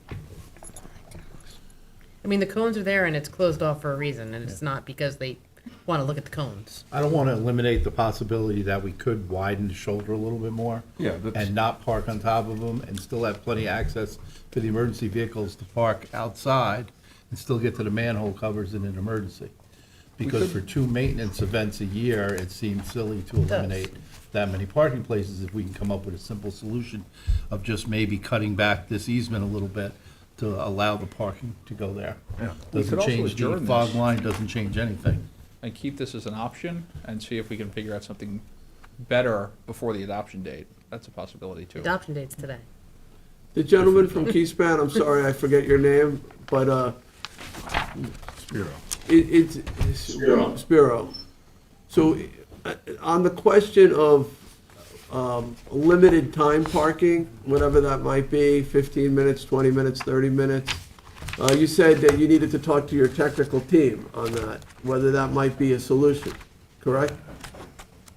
Yeah, I mean, again, that's a little bit of a double-edged sword. It would depend on the situation, and then it also depends on, enforcing that 15-minute rule, right? Right, so we would have to do that, the town police, Right. which usually means marking tires or something, or Or needs notifications to shut them. protect them. 15-minute parking doesn't help. I don't think that solves anything now. It might solve something. I don't know. We just have to push the parking back a little. If we're gonna have parking, we need to keep it off the manhole covers anyway. I can see a situation where the majority of the manhole covers are in a small area, that would be no parking. But we could easily cut back the easement to allow parking behind the manhole covers What are anywhere those, else. what are those big metal, Those what are the looks like big metal, are they vents. vents? Those look like vents, gas vents. Yeah, so we have our bench stacks and our equipment cabinets, so I think there's 2 bench stacks and our equipment cabinet. In that easement. Yeah, I mean, when we put them in, we put them into the easement, obviously, to get them off of the shoulder. You know, we didn't know that there was a possibility of that, you know, that easement to be cut back and be made, you know, roadway. Well, this is what I would suggest. You keep it as is right now, adjourn this to a future time to, you know, Yeah. to protect the permanency. But in the meantime, we need to have some conversation with Some the answers county from the about county. this. If you're gonna change the road view, or the road, you know, how it, I don't know if that's possible. I'm Only okay they with would- adjourning it to February 14th. We'll continue it from there. It gives us 3 weeks to see if we can come up with anything. Meanwhile, it's still no parking, not by our action, but by, I guess, the police's action. By National Grid. Well, National Grid can't just shut down the parking. It's absolutely a safety issue, it's number one.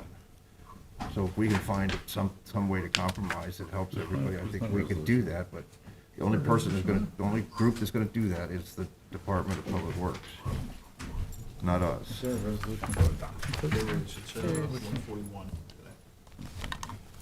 All right, Sean. I mean, what happens if we just adjourn this to February 14th? We can adopt on that date and close the hearing and leave it open for written comment today. There's the option to adopt today if the board's inclined. That option stays valid if we adjourn. It's up to the board. So if we find out anything between now and then, we could withdraw the resolution. Or and act then- on it. If we wanted to switch this to To a temporary closure, we need to renotice it. Renotice. You would, yes. So I mean, you're it's- saying We have a time week close to it, decide that, but too. don't act on it? Actually, no, we don't. That decision's up to the board, whether you want to pass this today and say this is going to be closed anyway, and we'll figure something else out, or if we want to adjourn this and figure it out prior to adoption, or not adopt. They're your decisions, frankly, as a board. I'm Yeah, fine right. with adjourning until for the 14th. Yeah, I think we, I like and keep that it as better. is. I'm fine with that. Because there might be other businesses that want to weigh in, weren't aware of that. And we of do this. just need the county to weigh in on this also before. Definitely. So they take a little longer than us. All right, That I'll make gives a us 3 motion, weeks. motion to adjourn to February 14th. Second.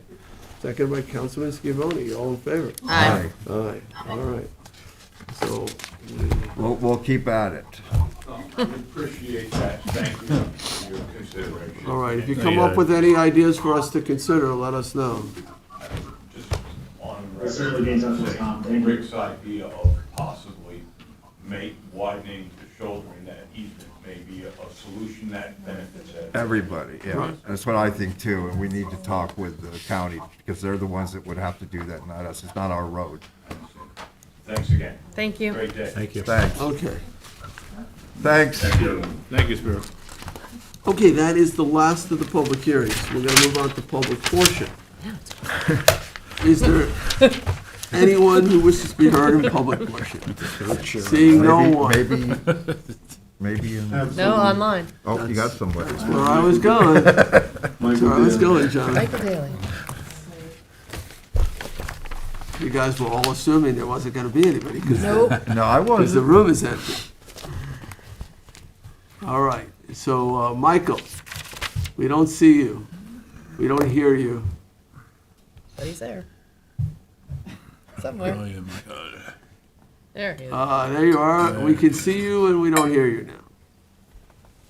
You're muted. Try to unmute. Oh, boy. There, we can hear you now. The power of technology. Glad to be with you, and I have been with you since 1 o'clock, and so I feel your pain. But Michael Daly from Sag Harbor, I am the co-leader of East End YIMBY, Affordable Workforce Housing Advocate, and I'm also a real estate agent. That's my day job.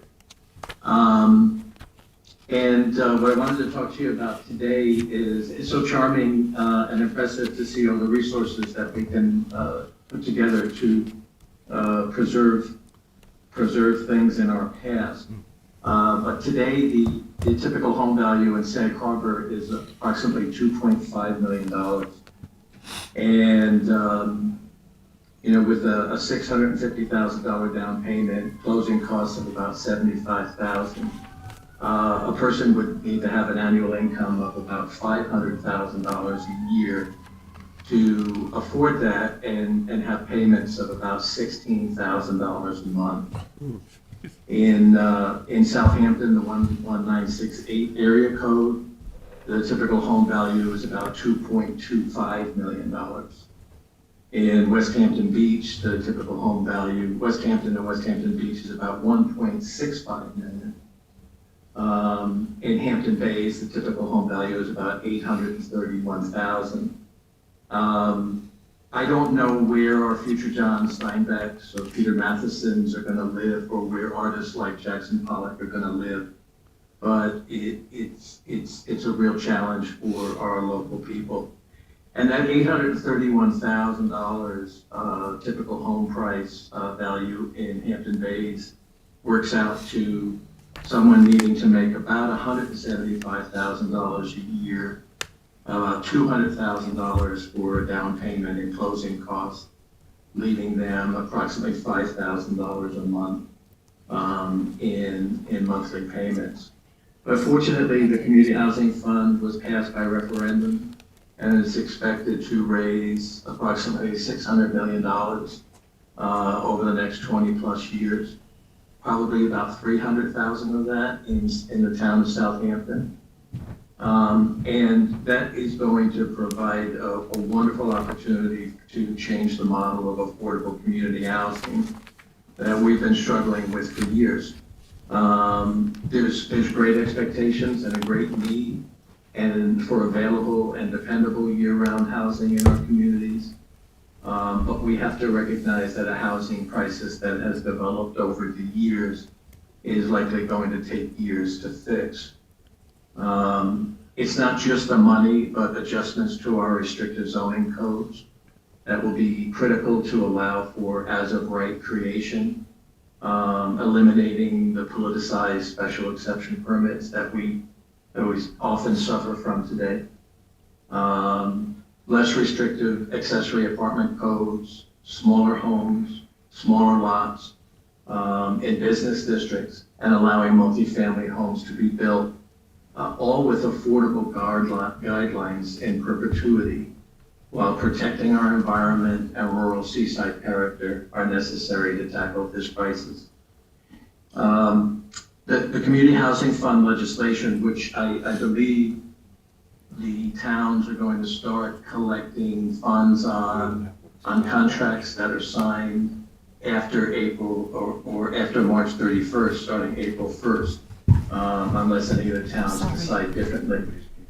It also calls for the formation of a Community Housing Fund Advisory Board or Advisory Committee to be appointed by the town board, reviewing and making recommendations regarding the town's community housing plan. That board will consist of not less than 7, no more than 15 legal residents of the town, and I know you know this. The board shall include a representative of the construction industry, the real estate industry, the banking industry, and 3 representatives of local housing advocacy or human rights organizations. And just to be candid, I have put in an application for that committee. Villages also that have elected to participate that will sign intermunicipality agreements with the town will also have a member, and the Shinnecock Indian Nation will have one member. 30 seconds. And the board will act in an advisory capacity to the town. Mike, But I wanted to speak if to you could just finish up. Just 30 seconds more, Michael. Okay.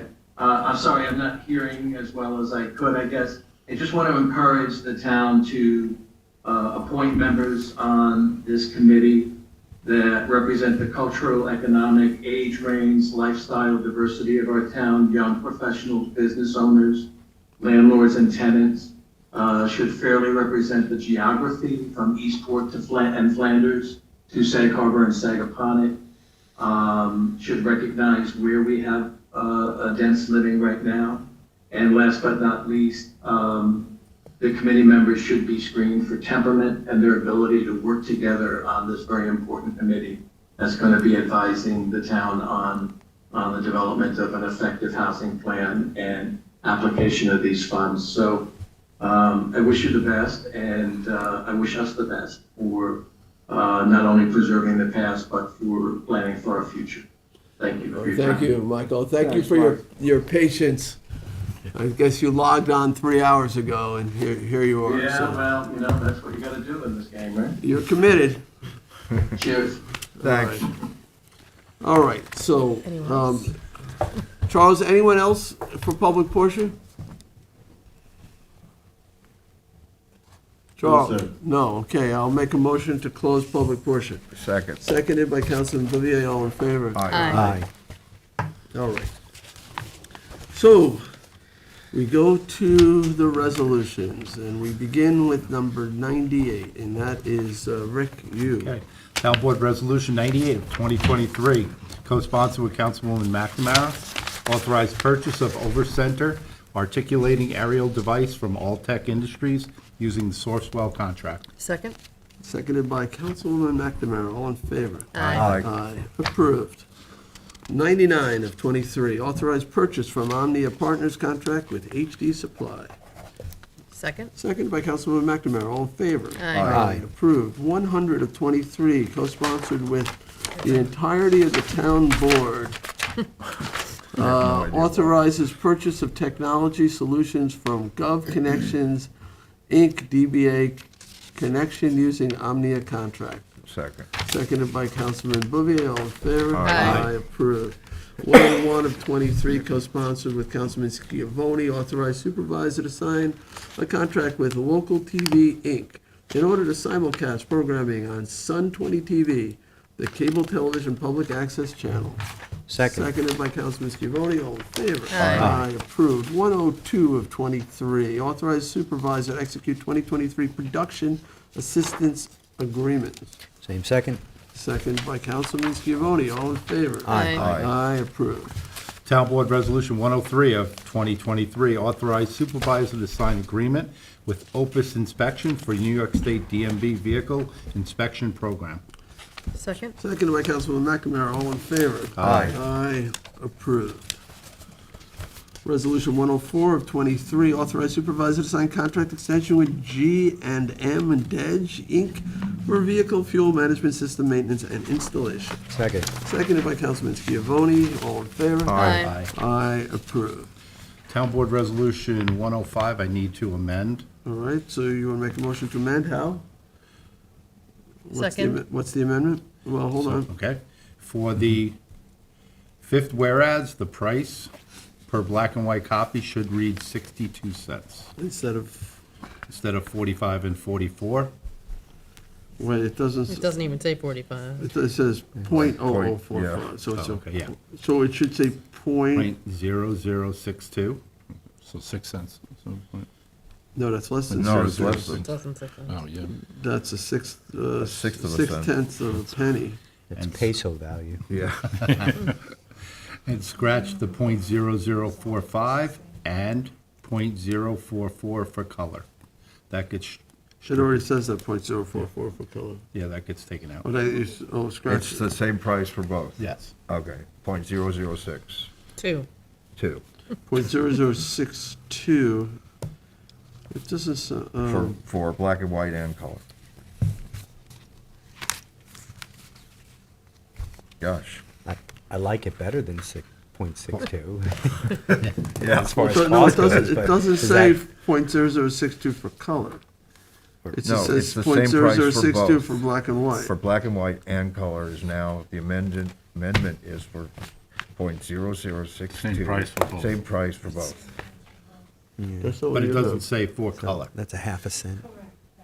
Is you it can just only take it out. black and white at the water district? No, it's just for copies in general. So Oh, it's the just color's black. coming out? Sorry, Yeah, I you thought just- it was for it's both. just that charge for Thought you copies said in it was general. for both. Okay.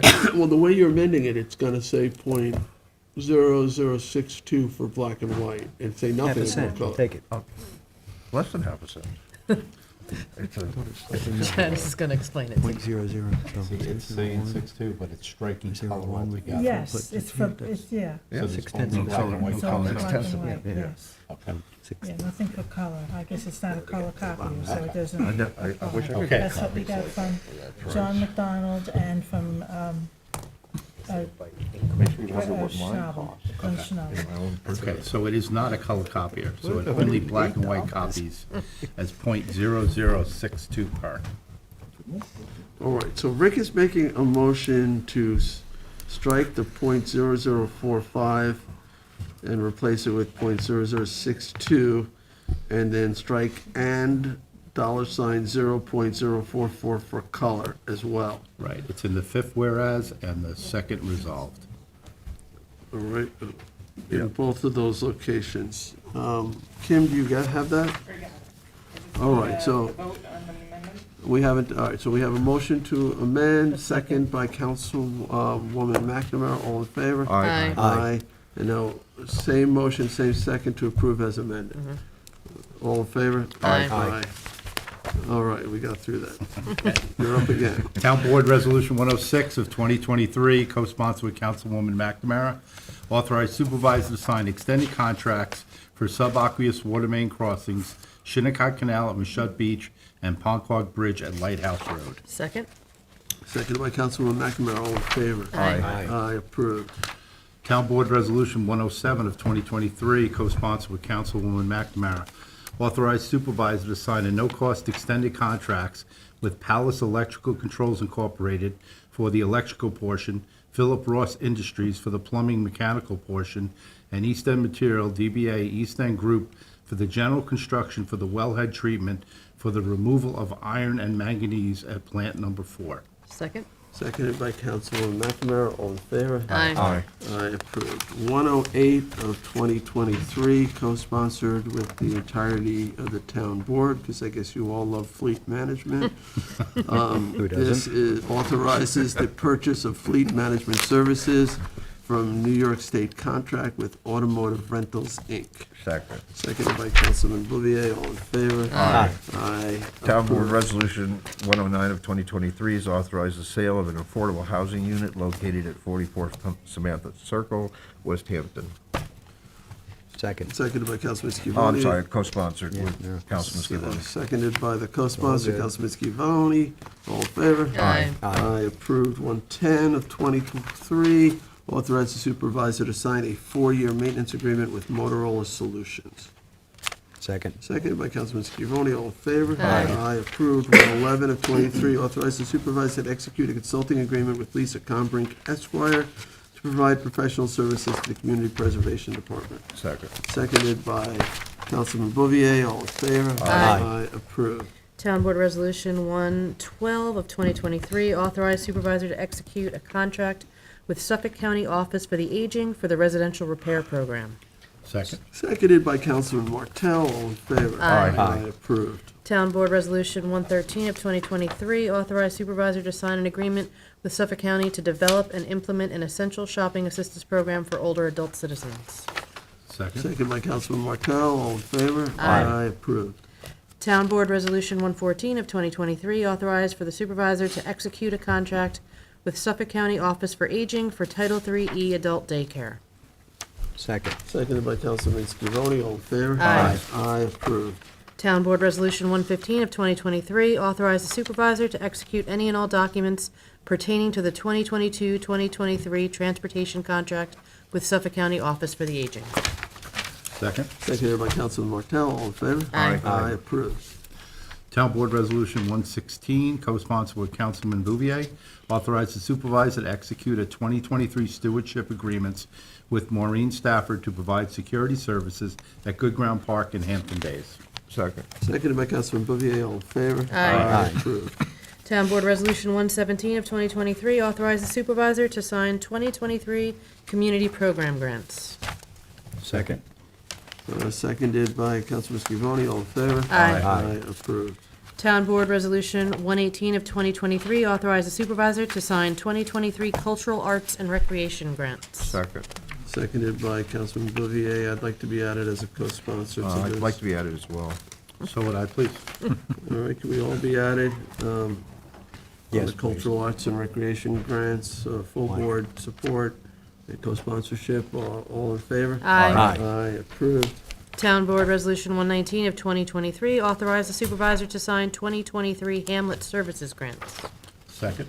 Seconded by Councilman Martell. Do we all want to go on this one, too? Yes, please. Yeah, Everybody might as well. on, all in favor? Aye. Just Aye. on the motion, I Oh, thought there was West Hampton wasn't on here, hold on. but I don't see it. This is on the Hamlet Services grant? Yeah, there might be beautification. Oh, never mind. Well, I'll sort it, look into it. That might be a different grant. All right, so we're up to, Town Board Resolution 120 of 2023, authorize the supervisor to, co-sponsored with Councilman Bouvier, authorize the supervisor to sign 2023 Human Services grants. Second.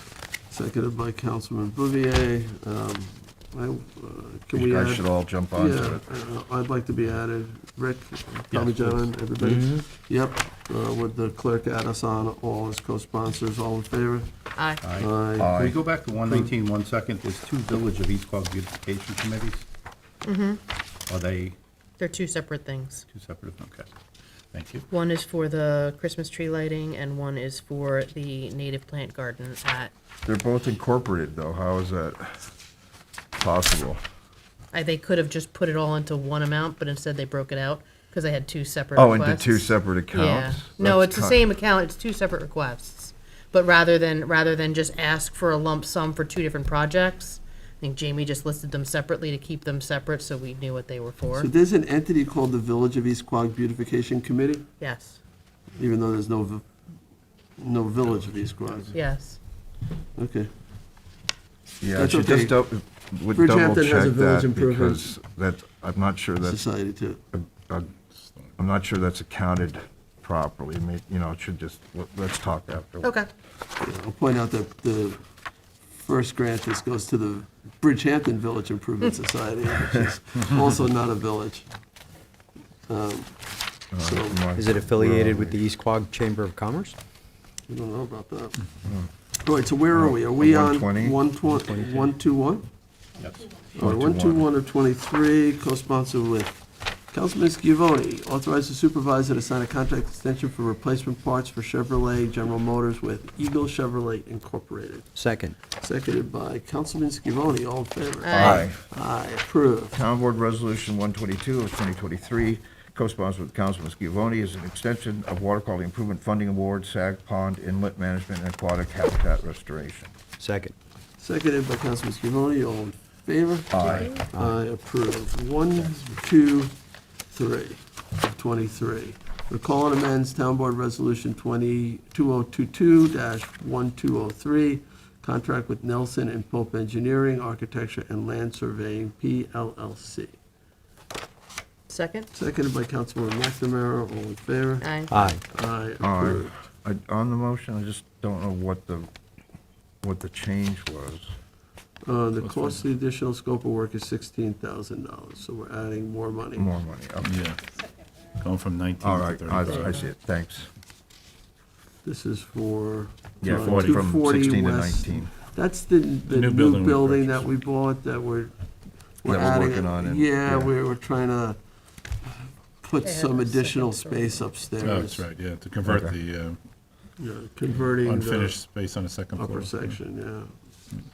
All right. All right. Town Board Resolution 124 of 2023, it's accept award and authorize the supervisor to execute any and all documents for the New York State Energy Research and Development Authority, NYSERDA, Clean Energy Community Program points-based grant, 4,000, that's the number of grants, not the money, for the purchase of several electric charging stations and an electric vehicle. Second. Second. Nope, sorry, Rick. You're on it. Who wants it? All right, I'll give the second to Councilman Martell. All in favor? Aye. Aye, approved. Town Board Resolution 125 of 2023, accept and award accept, award, and authorize the supervisor to execute any and all documents for the New York State Energy Research Development Authority, NYSERDA Clean Energy Community Program Action Grant for the purchase of an electric vehicle that is $15,000. Go ahead. Go ahead. Second by. I'll second it. Second by Councilman Scavone. All in favor? Aye. Approved. Town Board Resolution 126 of 2023 is accept, award, and authorize the supervisor to execute any and all documents for the New York State Energy Research Development Authority, NYSERDA Clean Energy Community Program points-based grant as 3,000 points for the purchase of an electric vehicle, 30,000. Should we flip a And coin thank here? you, Second. Michael Lieberman, for all his work on this All right. Sustainability Committee. All right, second by Councilman Martell. All in favor? Aye. Aye, approved. Town Board Resolution 127 of 2023, the 2023 notice to bidders for a 2021 used Ford Super Duty F-550. Second? Seconded by Councilwoman McNamara. All in favor? Aye. Approved. Town Board Resolution 128 of 2023 is a notice to bidders, we're doing cars today, notice to bidders of 2023, notice to bidders of a 2022 F-350 with service body. Second? Sorry. Seconded by Councilwoman McNamara. All in favor? Aye. Aye, approved. Town Board Resolution 129 of 2023, the 2023 notice to bidders for mobile concession at Mecox and W. Scott Cameron Beaches. Second. Seconded by Councilman Bouvier. All in favor? Aye. Aye, approved. Town Board Resolution 130 of 2023, the 2023 notice to bidders for mobile concession at Hot Dog Beach. Second? Seconded by Councilwoman McNamara. All in favor? Aye. Aye, approved. Town Board Resolution 131, the 2023 notice to bidders for mobile concessions at Flying Point Beach, Pikes Beach, Foster Memorial Beach, and Sag Main Beach. Second. Seconded by Councilman Scavone. All in favor? Aye. Aye, approved.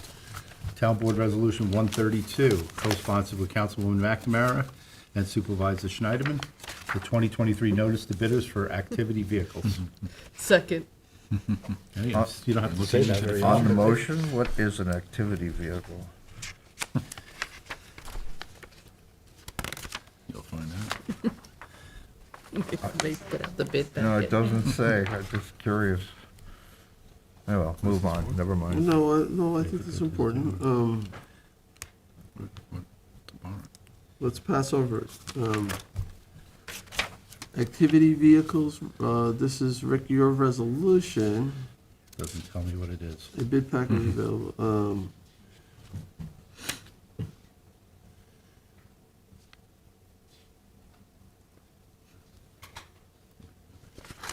Janice, could you? My Senior first citizen? impression was it was another, it was an ATV for the ATVs for the That's beach kinda what I or, was Just thinking. not, Yeah. but it doesn't say Doesn't that. or the say. lifeguards or, Can we pass over 132? Let's move on. Who can get us that information? Janice is. Janice is getting it. Janice is getting it. All right, so let's move on to 133. There's nobody to answer that question. So the issue is, though, that we have, it's a notice to bidders, so delaying it could be a problem. Yeah, and it would be contained in the They bid have to package. be received so- by March 1st. This is for a February 2nd, 2023 bid. It's for a bid, it's not for the, Right, It's not I the just award. don't know So what they're, it's- we're not I don't know awarding what the they're bid. bidding on, that's all. All right, We'll find out. we'll find out, otherwise we may have to recall it. Activity vehicles. Well, Janice, can you keep seeing if there's anybody who might know? Let's, Janet, maybe Mark, maybe Mark knows. Okay, so 133 of 2023 amends the 2022 budget for various departments. Second.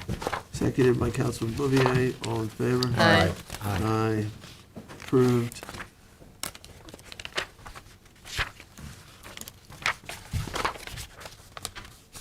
Um, 134 of 23, co-sponsored with Councilman Bouvier, authorized funding for rebates for IA septic systems from 2023 Community Preservation Fund water quality monies and amends the 23 to 27 capital budget. Second. Seconded by Councilman Bouvier, all in favor? Aye. Aye, approved. Town Board Resolution 135 of 2023, appoint Disability Advisory Committee for 2023. Second. Seconded by Councilman Bouvier, all in favor? Aye. Aye, approved. Town Board Resolution 136 of 2023, appoint Trades Advisory Committee for 2023. Second. Seconded by Councilman Martell, all in favor? Aye. Aye, approved. 137 of 23, authorize the town to reimburse New York, this is NYMER, New York Municipal Insurance Reciprocal, the deductible for property damage claims. Second. Seconded by Councilman Scavone, all in favor? Aye. Aye. Supervisor, I have Approved. information on the bid packet. Okay, so going back now to page 37, Deputy Clerk Otadi has information. It appears that they are wave runners and So it's for the lifeguards? And mules? and mules. Okay. I can't say specifically Oh, what so department, it's for but- parks? For parks. For Parks. So it's like a jet ski? Yeah, it's a mule to bring them back. It's probably more important since we had the shock activity last year. Okay, so Rick, let's go back to 132 of 2023, Okay, the 2023 notice to bidders for activity vehicles. Second. seconded by Councilwoman McNamara, all in favor? Aye. Aye. Approved. Okay, thank you, Kim, for that information. We're up to Yeah, thanks, 138, Kim. Tommy John? Town Board Resolution 138 of 2023, a resolution of adoption amending Chapter 19-5 entitled Public Safety Commission Powers and Duties. In order to update administrative titles, we had a public hearing on this earlier this meeting. Second. Second by Councilman Bouvier. Any discussion? It just makes it, makes it consistent in terms of our ability to enforce and have those tickets upheld, so. All right, all in favor? Aye. Aye, approved. Town Board Resolution 139 of 2023, resolution of adoption enacting Chapter 277 entitled Fishing Prohibited from Public Bridges. Second. Second, and we closed the hearing? We did. And did we, had we left it open for written comment, or no? No, No. we closed it. It's closed, okay, and so now it really only pertains to those bridges that are posted. That are posted. And for we can no post them by separate fishing, resolution. And that has to be done by separate resolution? Okay. So, right now, we don't have any resolutions prohibiting any Nope. fishing on any bridges, so I imagine there'll be some that you're coming forward with separate resolutions. Okay. Yeah, Where the does it fir- say, where's the language for signage? It says 277 fishing prohibited from public bridges. Are we prohibiting it from all? We're It posted. says we're posted. We're posted. Where? 77-1. No person shall fish from, on Okay. any means, we're posted. from Thank public you. bridge. Good.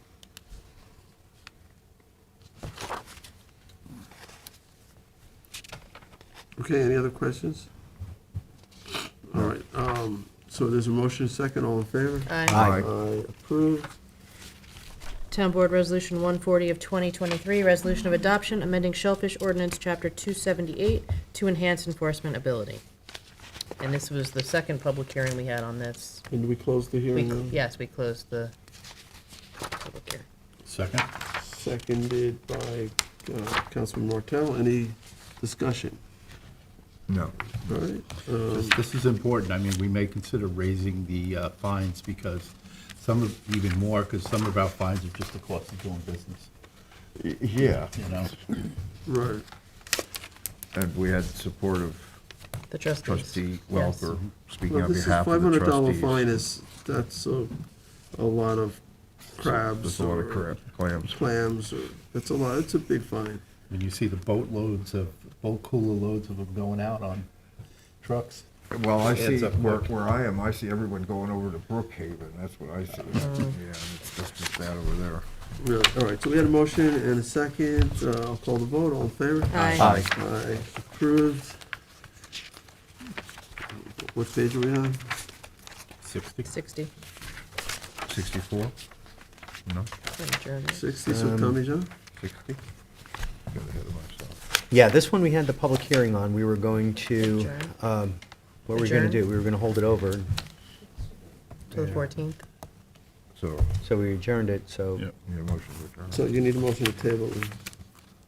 Town Board Resolution 141 of 2023, a resolution of adoption, amending local law to amend T.O, Town Ordinance 312, parking prohibited in designated locations on a portion of County Road 80, East Montauk Highway, Hampton Bays, in order to provide National Grid unencumbered access to the manhole covers in order to maintain and operate the gas main pressure regulator system. This is co-sponsored with Councilwoman McNamara, and we propose to hold it over till February 14th. So a motion to table, is that right? Motion to Second. table. Second. Hold over, table. A motion to table. Yeah. Motion to table by Councilman Scavone, second by Councilman Martell. All right, all, McNamara. Councilwoman McNamara? I think you both seconded. No, I think No, John did. I seconded the motion. All right, so. Because she's co-sponsor of the bill, of the resolution. Yeah, is she? Okay. Yes. All right, so I have it, all right, so we have a motion to table by Councilman Scavone and a second on the tabling motion, Councilman Bouvier? Second. Okay. All in favor? Aye. And Aye. it's tabled to the next meeting. Okay.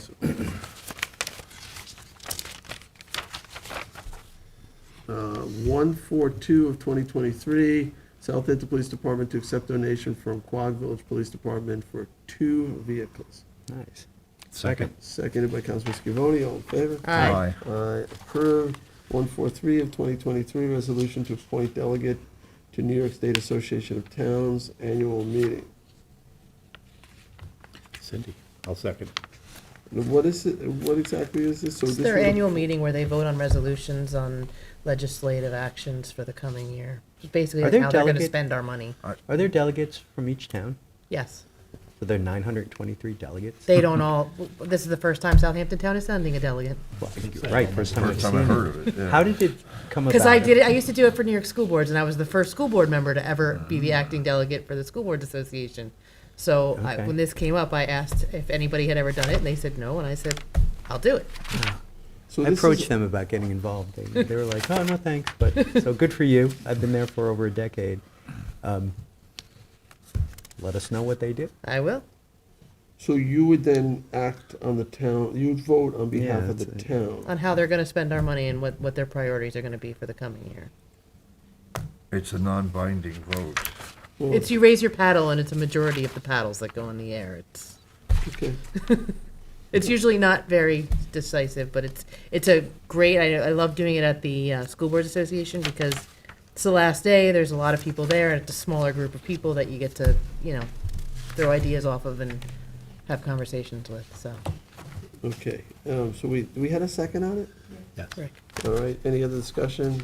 I'll call the vote, all in favor? Aye. All right. Tommy John, you're next. Town Board Resolution 144 of 2023 to waive fees for renewal permit for Galilee Church. Second. Seconded by Councilman Martell, all in favor? Aye. Aye, approved. 145 of 23, co-sponsored with Councilman Bouvier, appoints Jacqueline Fenelon to interim CPF manager position in community preservation. Happy to second. I was wondering why she was still here. Just making sure, are you? Okay. This also resets her step from step 3, grade M step 3 to grade M step 5, which is a small token of our appreciation for the additional work you do as we try to finish the civil service requirements to consider you for a permanent appointment to CPF program manager. Okay, so we have a motion and a second, all in favor? Aye. Aye, approved, you can go. Thank you, interim CPF manager. Appreciate it. Congratulations, Thank you, Jackie. and thank you. You've done a wonderful job. 146 of 23 appoints Harold Odell to Automotive Mechanic 5 from Civil Service List. Second. Second by Councilman Martell, all in favor? Aye. Aye. Aye, approved. Town Board Resolution 147 of 2023, co-sponsored with the entire board. Authorize payment and vacation carryover for Chief Kiernan. Second. Seconded by Councilman Schiavone. All in favor? Aye. Aye, approved.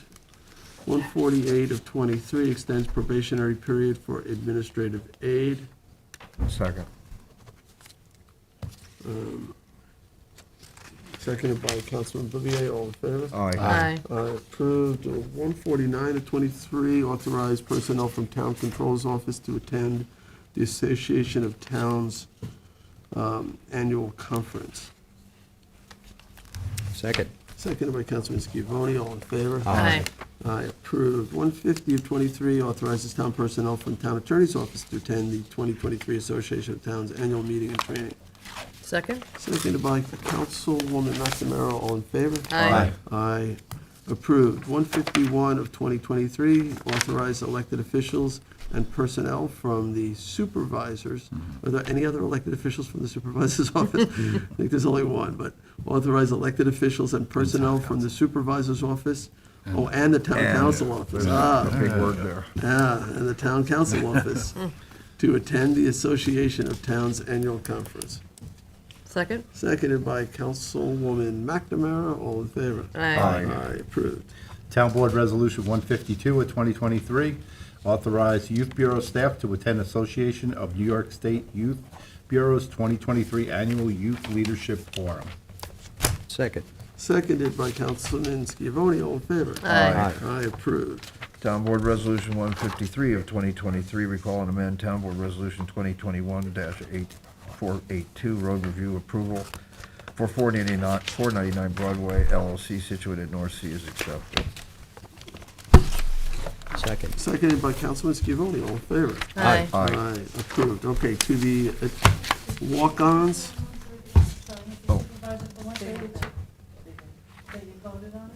Oh, okay. Yeah, we went back and voted on it once we had the information. Sorry, thank you. That,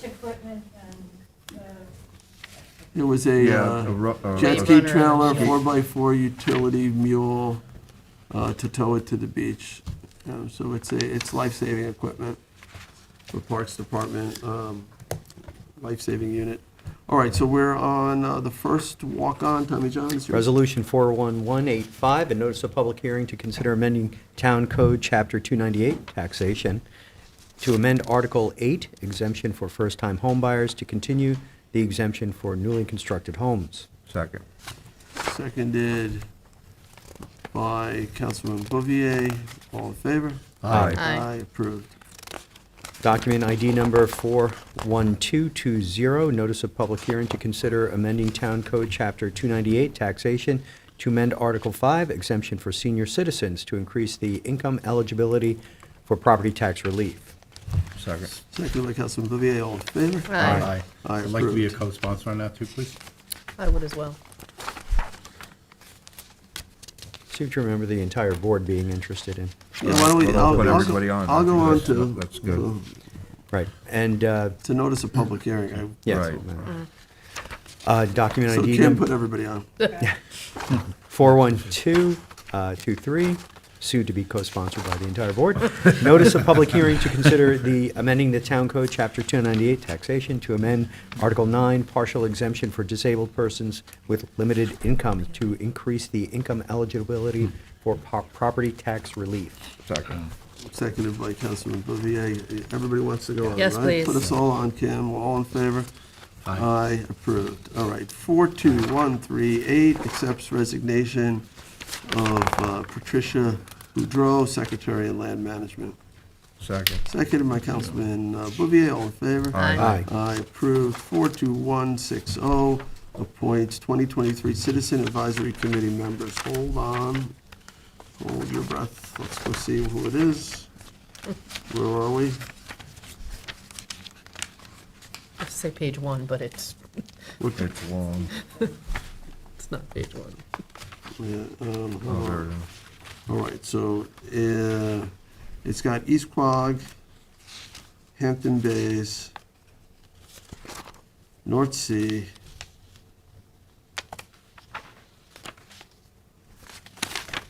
Noyak, Southampton, Watermill, West Ham, are we ready to do this? So have they all been reviewed? I know Yes. you were various people assigned. Let's start with East Quogue. Cindy, you are comfortable with this Yes, 100%. group?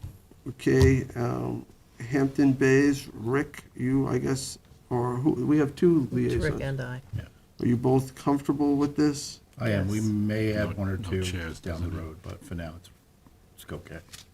Okay, and we're not, I see we're naming a chair and a vice chair with East Quogue. We're not naming anybody as chair of Hampton Bays? They would Nobody's- like to elect their chair, and then we need They to would approve like it. to recommend? Yes. Okay.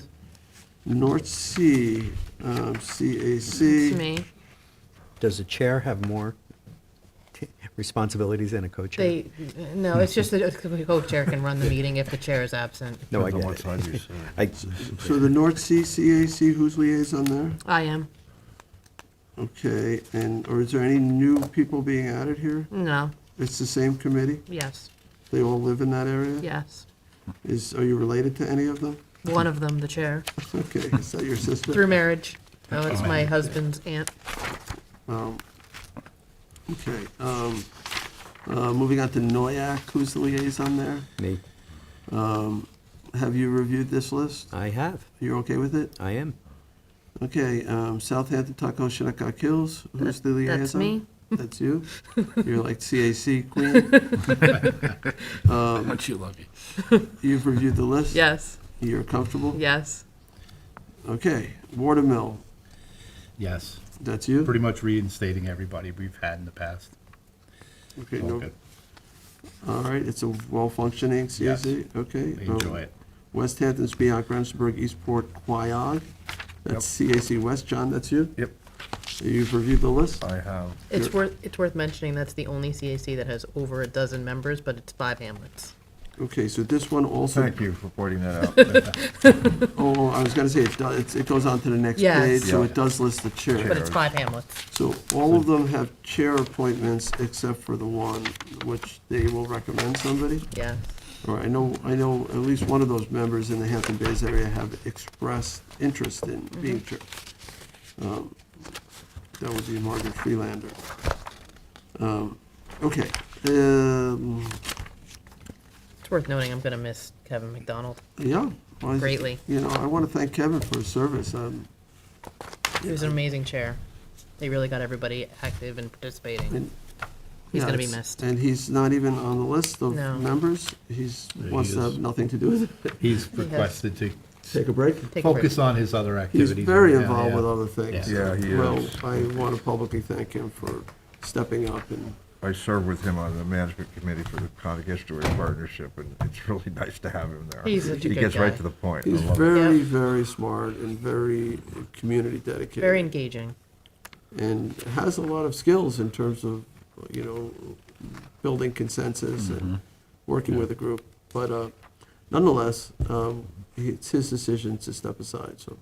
All right, so do we have a second on the 42160? Second. And it was my resolution, seconded by Councilman McNamara. Okay, all in favor? Aye. Aye, approved. All right, thank you for indulging me with going through that. I just wanted to make sure it's, all right, so we're up to 42244, reassigning Tatiana Tusi to Municipal Works from CPF, Second. seconded by Councilman Actually, Bouvier. on that motion. On the motion, It's Councilman based Bouvier. on the recommendation of the town engineer, associate administrator in the CPF office, and hereby is reassigned to municipal works.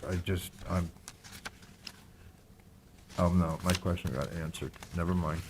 Thank you. Okay, it's, okay, so. Yep, we're good. Did we vote on it? Apologies. Did I call the vote? No? Okay, all in favor? Aye. Aye. Aye, approved. 42250, authorize the supervisor to execute a lease agreement with Quadient for IX7 mail machine system. Second. Yeah, I don't know if the IX is Roman numeral 9, but whatever. Or is it It's one weird X? to mix Oh, no, it would be an I. the two together like that, so I'm gonna assume it's IX-7. All right, seconded by Councilman Scavone, all in favor? Aye. Aye, approved. Town Board Resolution ID 42264, 2023 notice to bidders for the 2016 used F-350 service truck. Second? Seconded by Councilwoman McNamara, all in favor? Aye. Aye, approved. 42275 appoints Tony Aquino to guard position in public safety.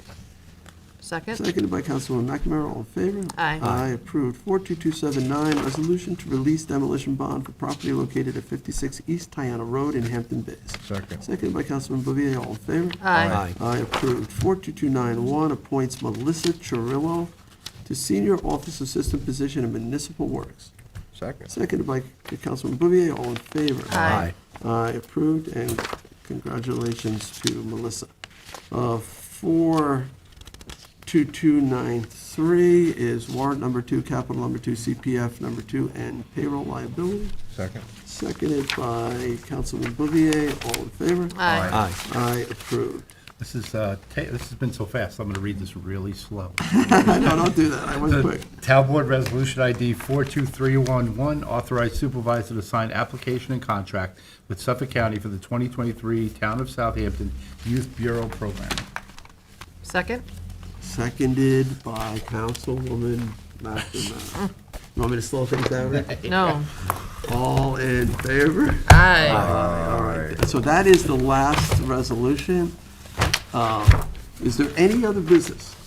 No. Hearing none, I will make a motion to adjourn. Second. Seconded by Councilman Bouvier, all in favor? Aye.